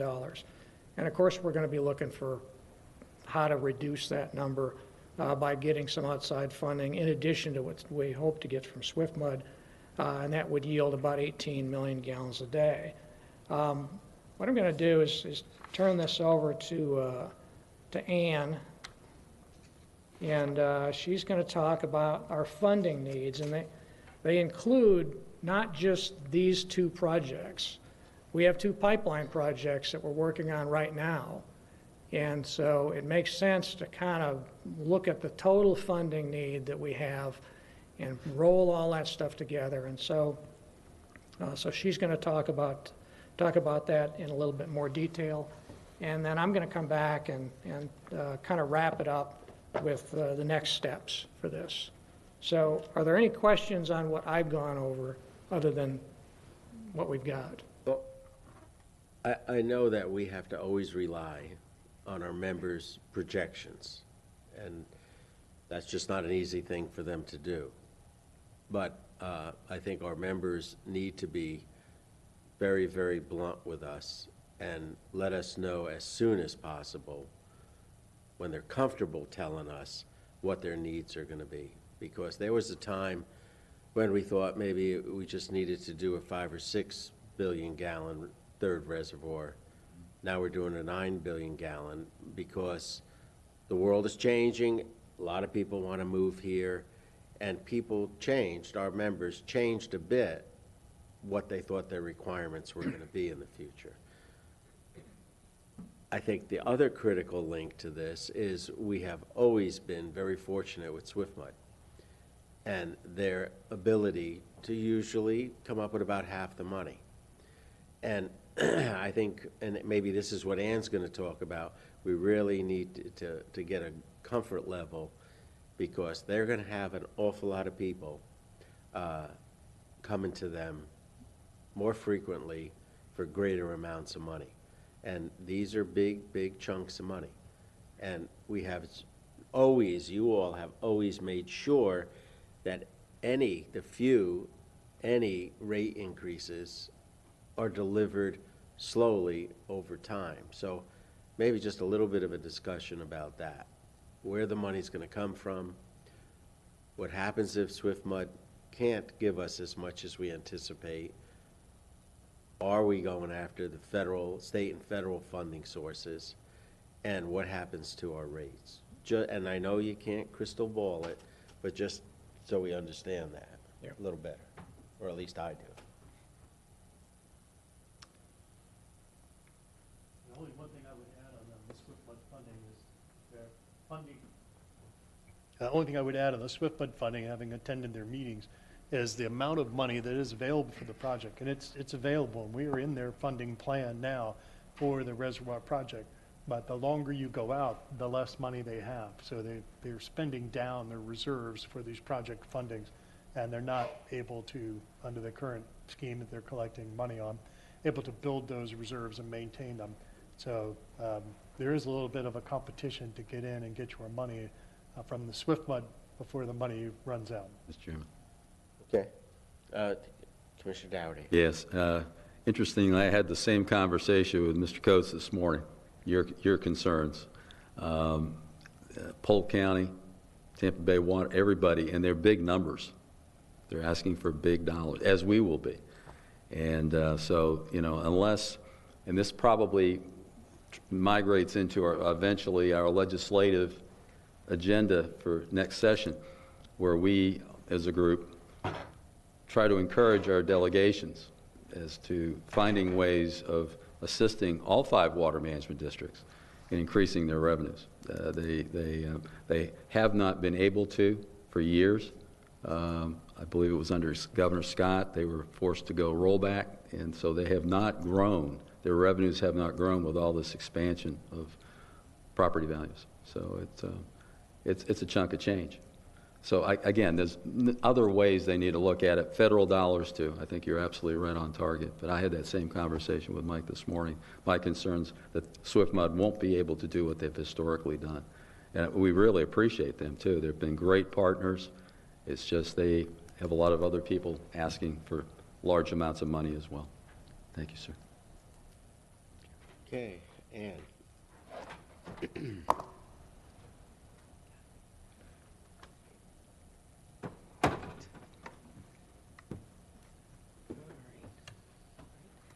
As you just heard from Mr. Coates, between the PR3 and the PRF expansion project, the authority will need to procure roughly $229 million in funding, and that's just to meet customer demands in the future. The real questions are how much, when do we need it, and what are the best options to procure these fundings? So before we answer what are the best options, let's look at the timing for each of the projects individually. So the first project, of course, is the Peace River Reservoir number 3, which has an estimated completion date of January 2028. There's an estimated total cost of $344 million, anticipated grant funding of roughly $167 million, which leaves the authority with roughly $177.5 million to fund, with the majority of those funding needs required in FY 25, 26, and 27, which is when the bulk of the construction efforts will be underway. But also keep in mind that in FY 23 and 24, we will need funds for engineering, permitting, and mitigation. And in order to procure funding for this project, we do need to have a customer commitment to pay. Of course, the companion project to the PR3 is the PRF expansion project. It also has a completion date of January 2028. However, because the total design and construction period for this project is less than that of the reservoir, our funding needs are slightly different, and they lag roughly 1 year behind. So our major funding needs for this will be in 26 and 27, and then it'll ratchet back down to 28 as the project is completed. So these 2 projects take care of all of the new customer demands, but we also have 2 other projects that Mr. Coates mentioned, the Phase 2B and Phase 3C pipeline projects that have immediate funding needs. So I also have with us Natalie Seidar from Prague. They are the authority's FA. So when we're discussing funding needs for all of these projects, we looked at them all together as a bucket.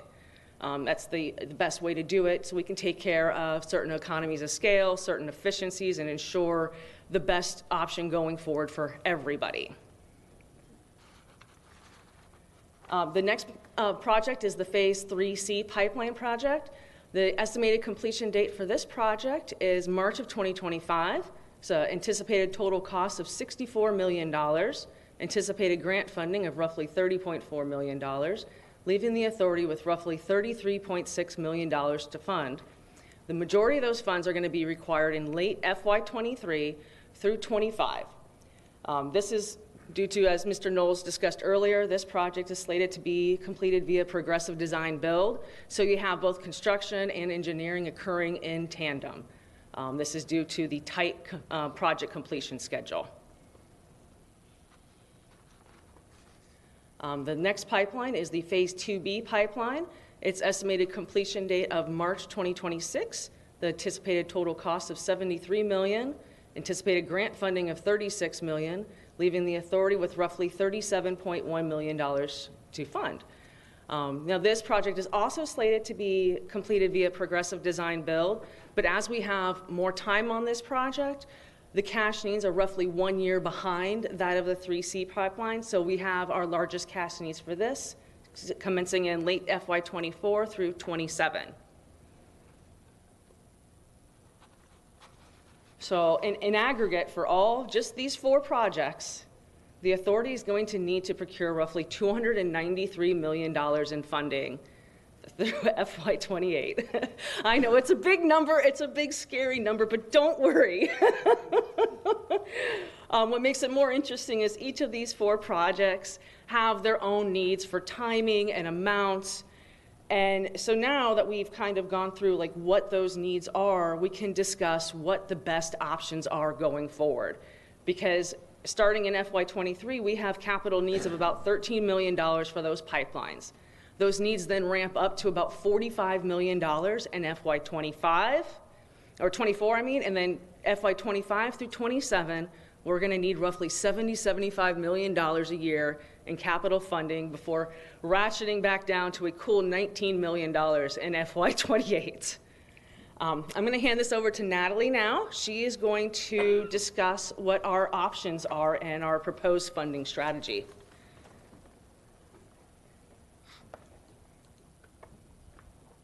Thank you, Ann.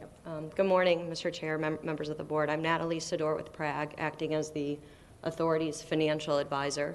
As Ann mentioned, over the past month or so, we have been really working closely with the authority staff to understand your CIP, your funding needs, and through that process, we have reviewed and evaluated a variety of funding sources for these projects. And really, given the timing and status of the 4 main projects that Ann discussed, we really believe it's appropriate for the authority to develop both a near-term financing strategy and a longer-term financing strategy. So over the near term, we suggest that the authority consider a line of credit to fund project costs, say, over the next 2 to 3 years or so, before we really get into that fiscal year 25, where the majority of the costs start ramping up. So why a line of credit? We believe that there are numerous benefits and advantages to using a line of credit at this point in time, again, given the status of the projects that we're looking to fund. So first is the drawdown structure of a line of credit. So given that certain elements or phases of these projects are occurring at different times, it really makes sense to have a financing vehicle that allows you to draw on those funds as needed. Versus if you were to take a direct loan or do a bond issue, you're taking all of those funds up front. And when you do that, you're paying interest on all of the funds up front. With the drawdown feature, you can draw the funds over time, and then interest is accruing only on the amounts drawn. So it helps to minimize those near-term costs. Another benefit is allocations. We plan to work with the lender to easily track and allocate all of the draws to each project, to each customer, to each phase of the project, and that'll just help with monitoring and tracking and internal accounting of all of those draws. Lines of credit can also be structured with favorable prepayment provisions. So again, this gives you a lot of flexibility in terms of repaying draws at various intervals and deciding the optimal time to go ahead and refinance or take out that line of credit. And then lastly, a line of credit can be executed relatively quickly. We would anticipate a 2 to 3 month process or so once we've completed all the initial planning efforts related to a line. So even with all those benefits, there's some considerations we just wanted to quickly mention. Interest rate risk, typically lines of credit are based on a variable rate, so you will have the risk of interest rates fluctuating during the time that the line of credit is outstanding. However, you still are going to benefit from, even though rates are going up, they're going up across the yield curve, you're still going to benefit from that upward sloping yield curve. You're on the short end of the curve, so you're benefiting from those short-term lower rates during the line of credit period. The next consideration is market access or refinancing risk, and this is really a risk that's totally driven by outside market factors. And really, it's the risk that when you go to take out the line of credit and secure your long-term financing, there's not a market available to you. I would say even under circumstances of extreme financial duress, thinking the 2008 financial crisis, entities like the authority that are a strong rating, you have essentiality to your public purpose, those entities were able to work out financing strategies that didn't put them in any sort of dire situation. The other consideration is other fees. Typically, lines of credit will have an unused fee, is what it's typically called, on the amount of the line that you have committed but you haven't yet drawn on.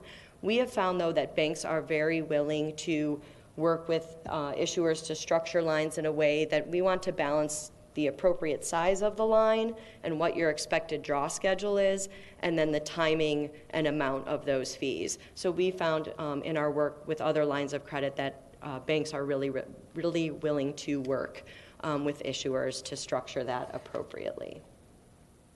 So that's the near term. Again, that's what we would be looking at over the next 2 to 3 years.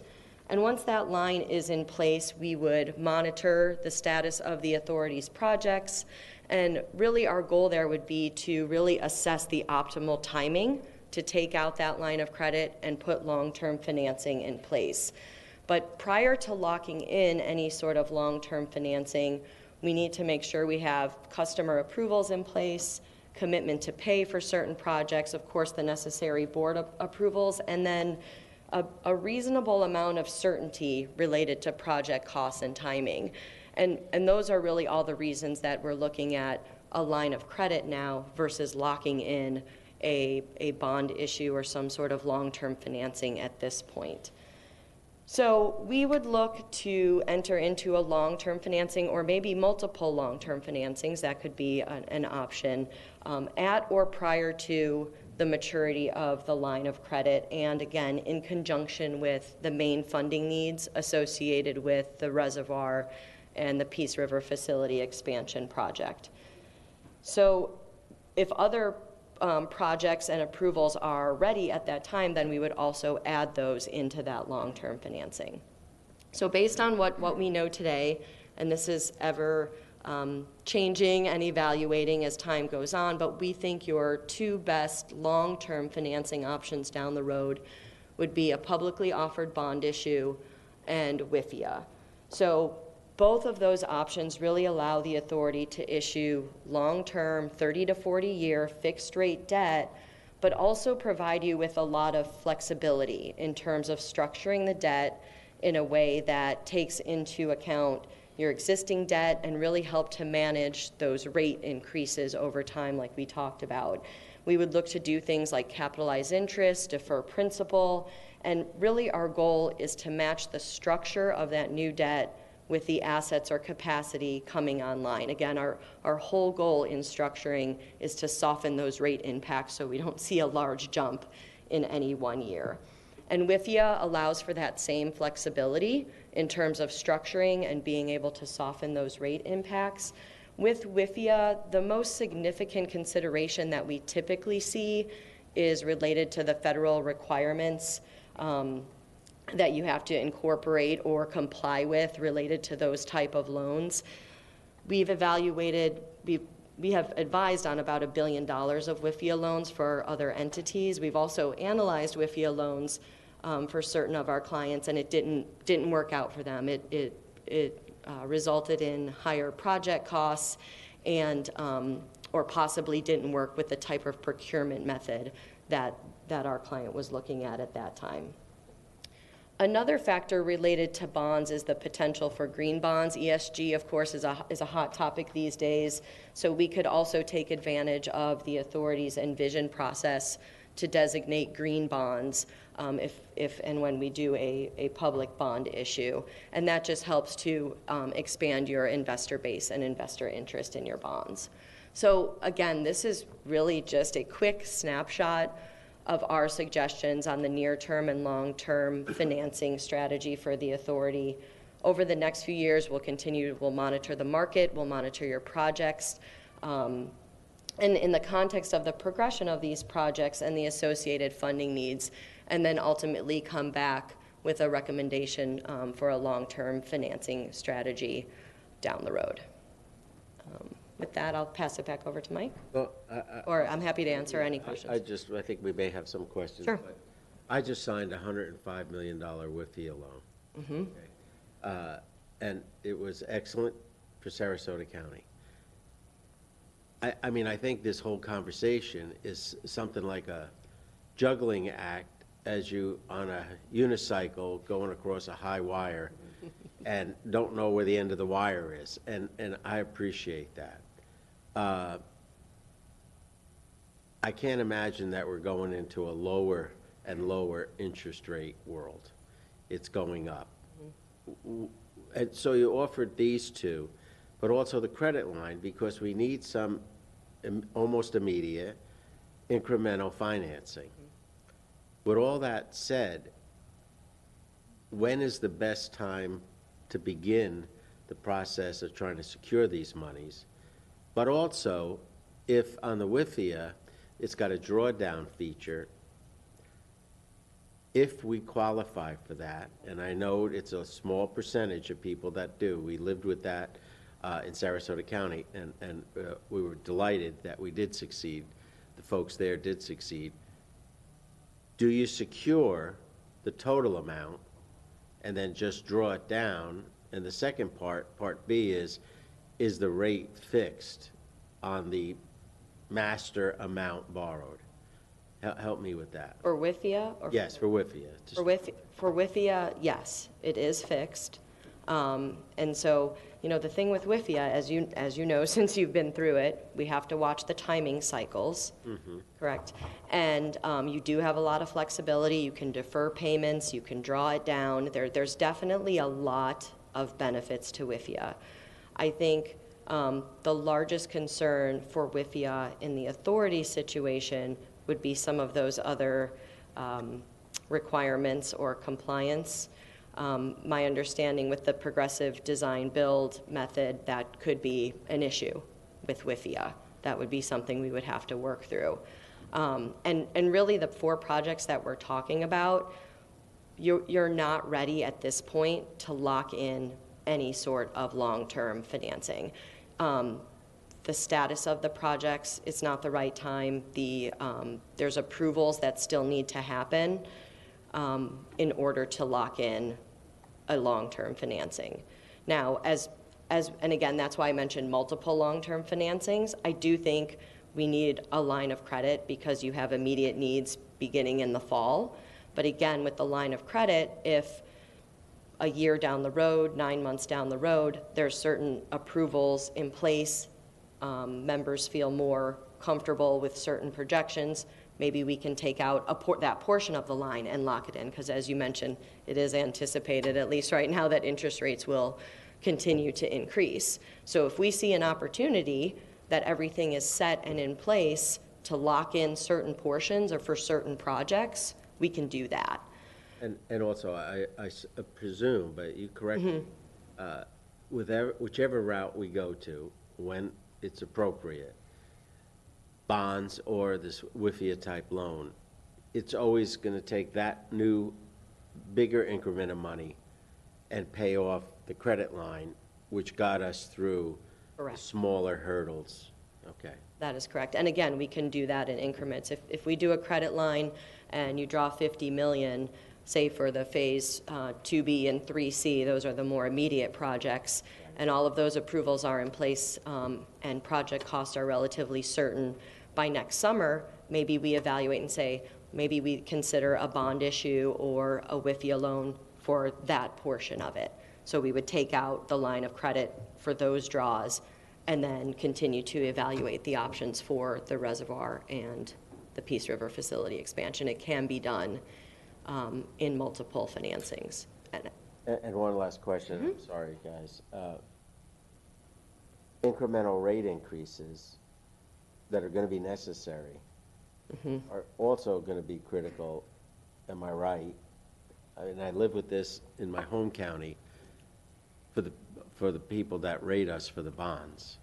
They need to see that. That is not a negative when we raise our rates incrementally and over a period, several rate increases.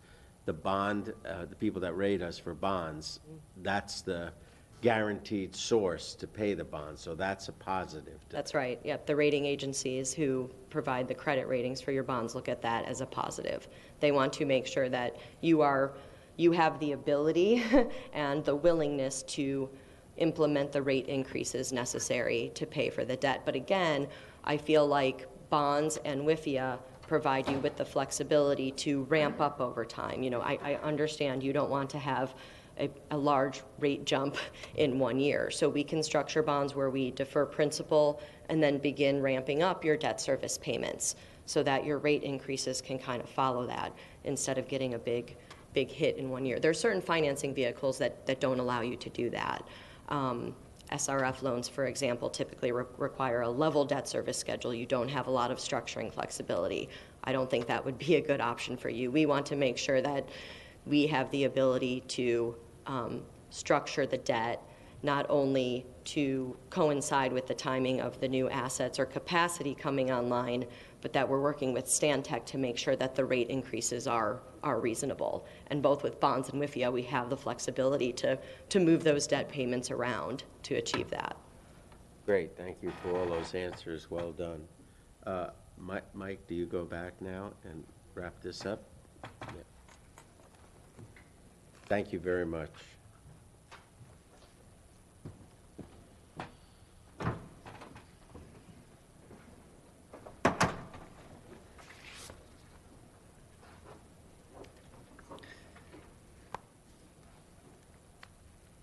Okay, just to summarize what we've discussed today, we have our customers have identified a need for new regional water supply, 3 million gallons a day in the next 7 years, a little more than 8 million gallons a day in the next 10 years, and up to about 24 million gallons a day in the next 20 years. And our contract, the Master Water Supply Contract, provides a procedure for getting that done. And that will require amendment of the contract. And each amendment of the contract requires that all of the customers, all of the signatories to that customer or that contract, which, and there are 5 of them, approve that amendment.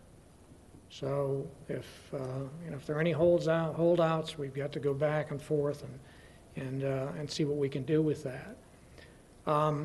We have a project or a set of projects that can be available by 2028 to meet that projected supply need, providing 18 million gallons a day of new supply.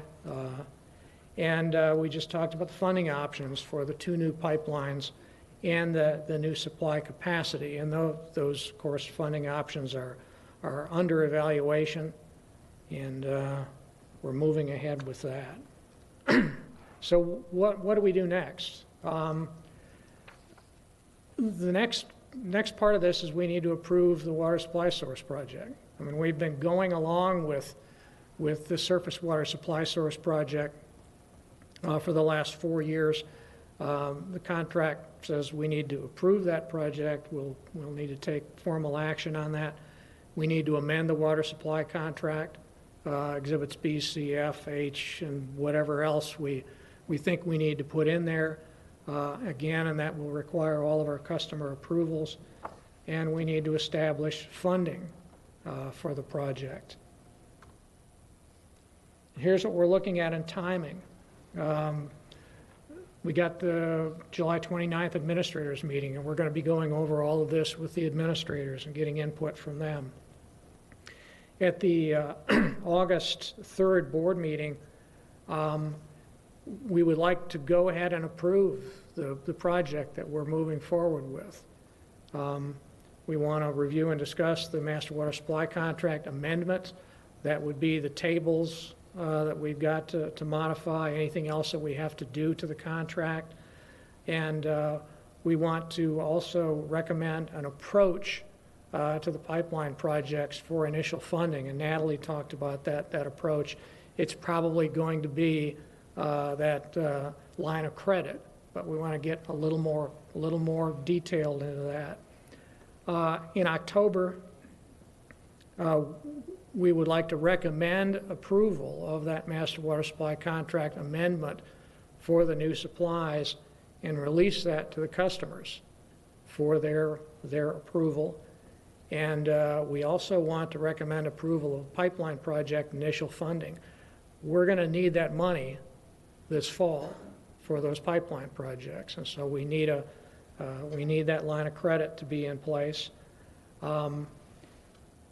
In February, the hope is that we will be able to have final approval of the master water supply contract amendment that's related to the new supplies.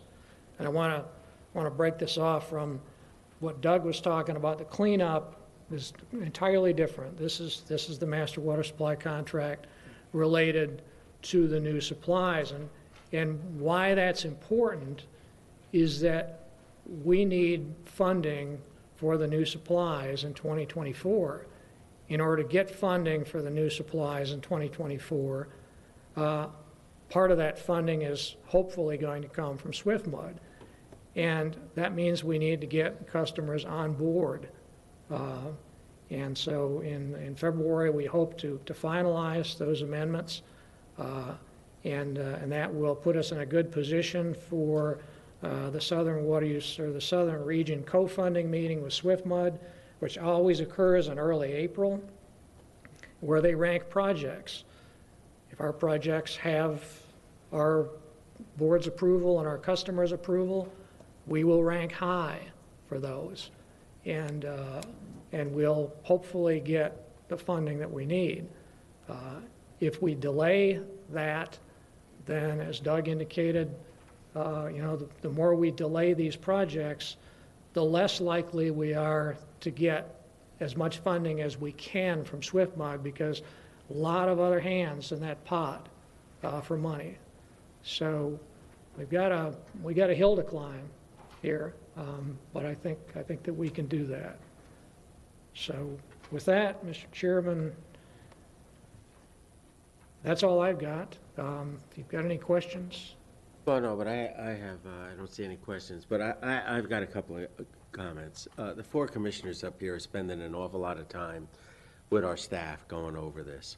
And frankly, it's because of all the work that the consultants and our staff and administration have done. We have been masters, and it's our strong suit here at Peace River, an incremental, sequential pattern laid out well in advance, whether it's the permits needed to take us here, where are we getting the water from, all those hearings where do we ask for a 50-year permit? Do we ask for taking that amount of water out? We're not sitting here at this date saying, gee, you know what? I think we need a third reservoir. It has been stunningly programmatic, and I think that you all are laying the foundation that you gave us today and gave to all of us in previous meetings. This isn't the first time we're hearing a lot of this. You're using that same programmatic approach to laying out where the money's coming from. We're not going to be sitting here next year.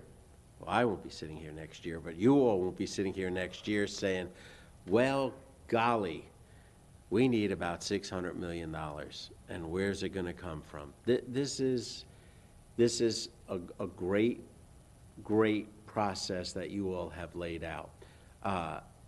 I do get on edge because the things that are not in our control. It was great living in that environment that I lived in for many years now, 4 or 5, with interest rates just sliding downhill. Well, now they're going up. So I do think, to end this comment, long-winded of mine, speed is not the enemy of accuracy. Speed is critically important now in getting a lot of this done.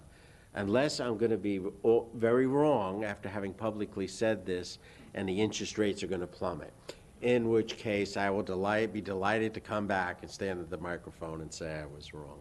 But really, thank you all. This was a great, great workshop. Any thoughts from anyone else? Just a comment, sir. A great meeting, great workshop.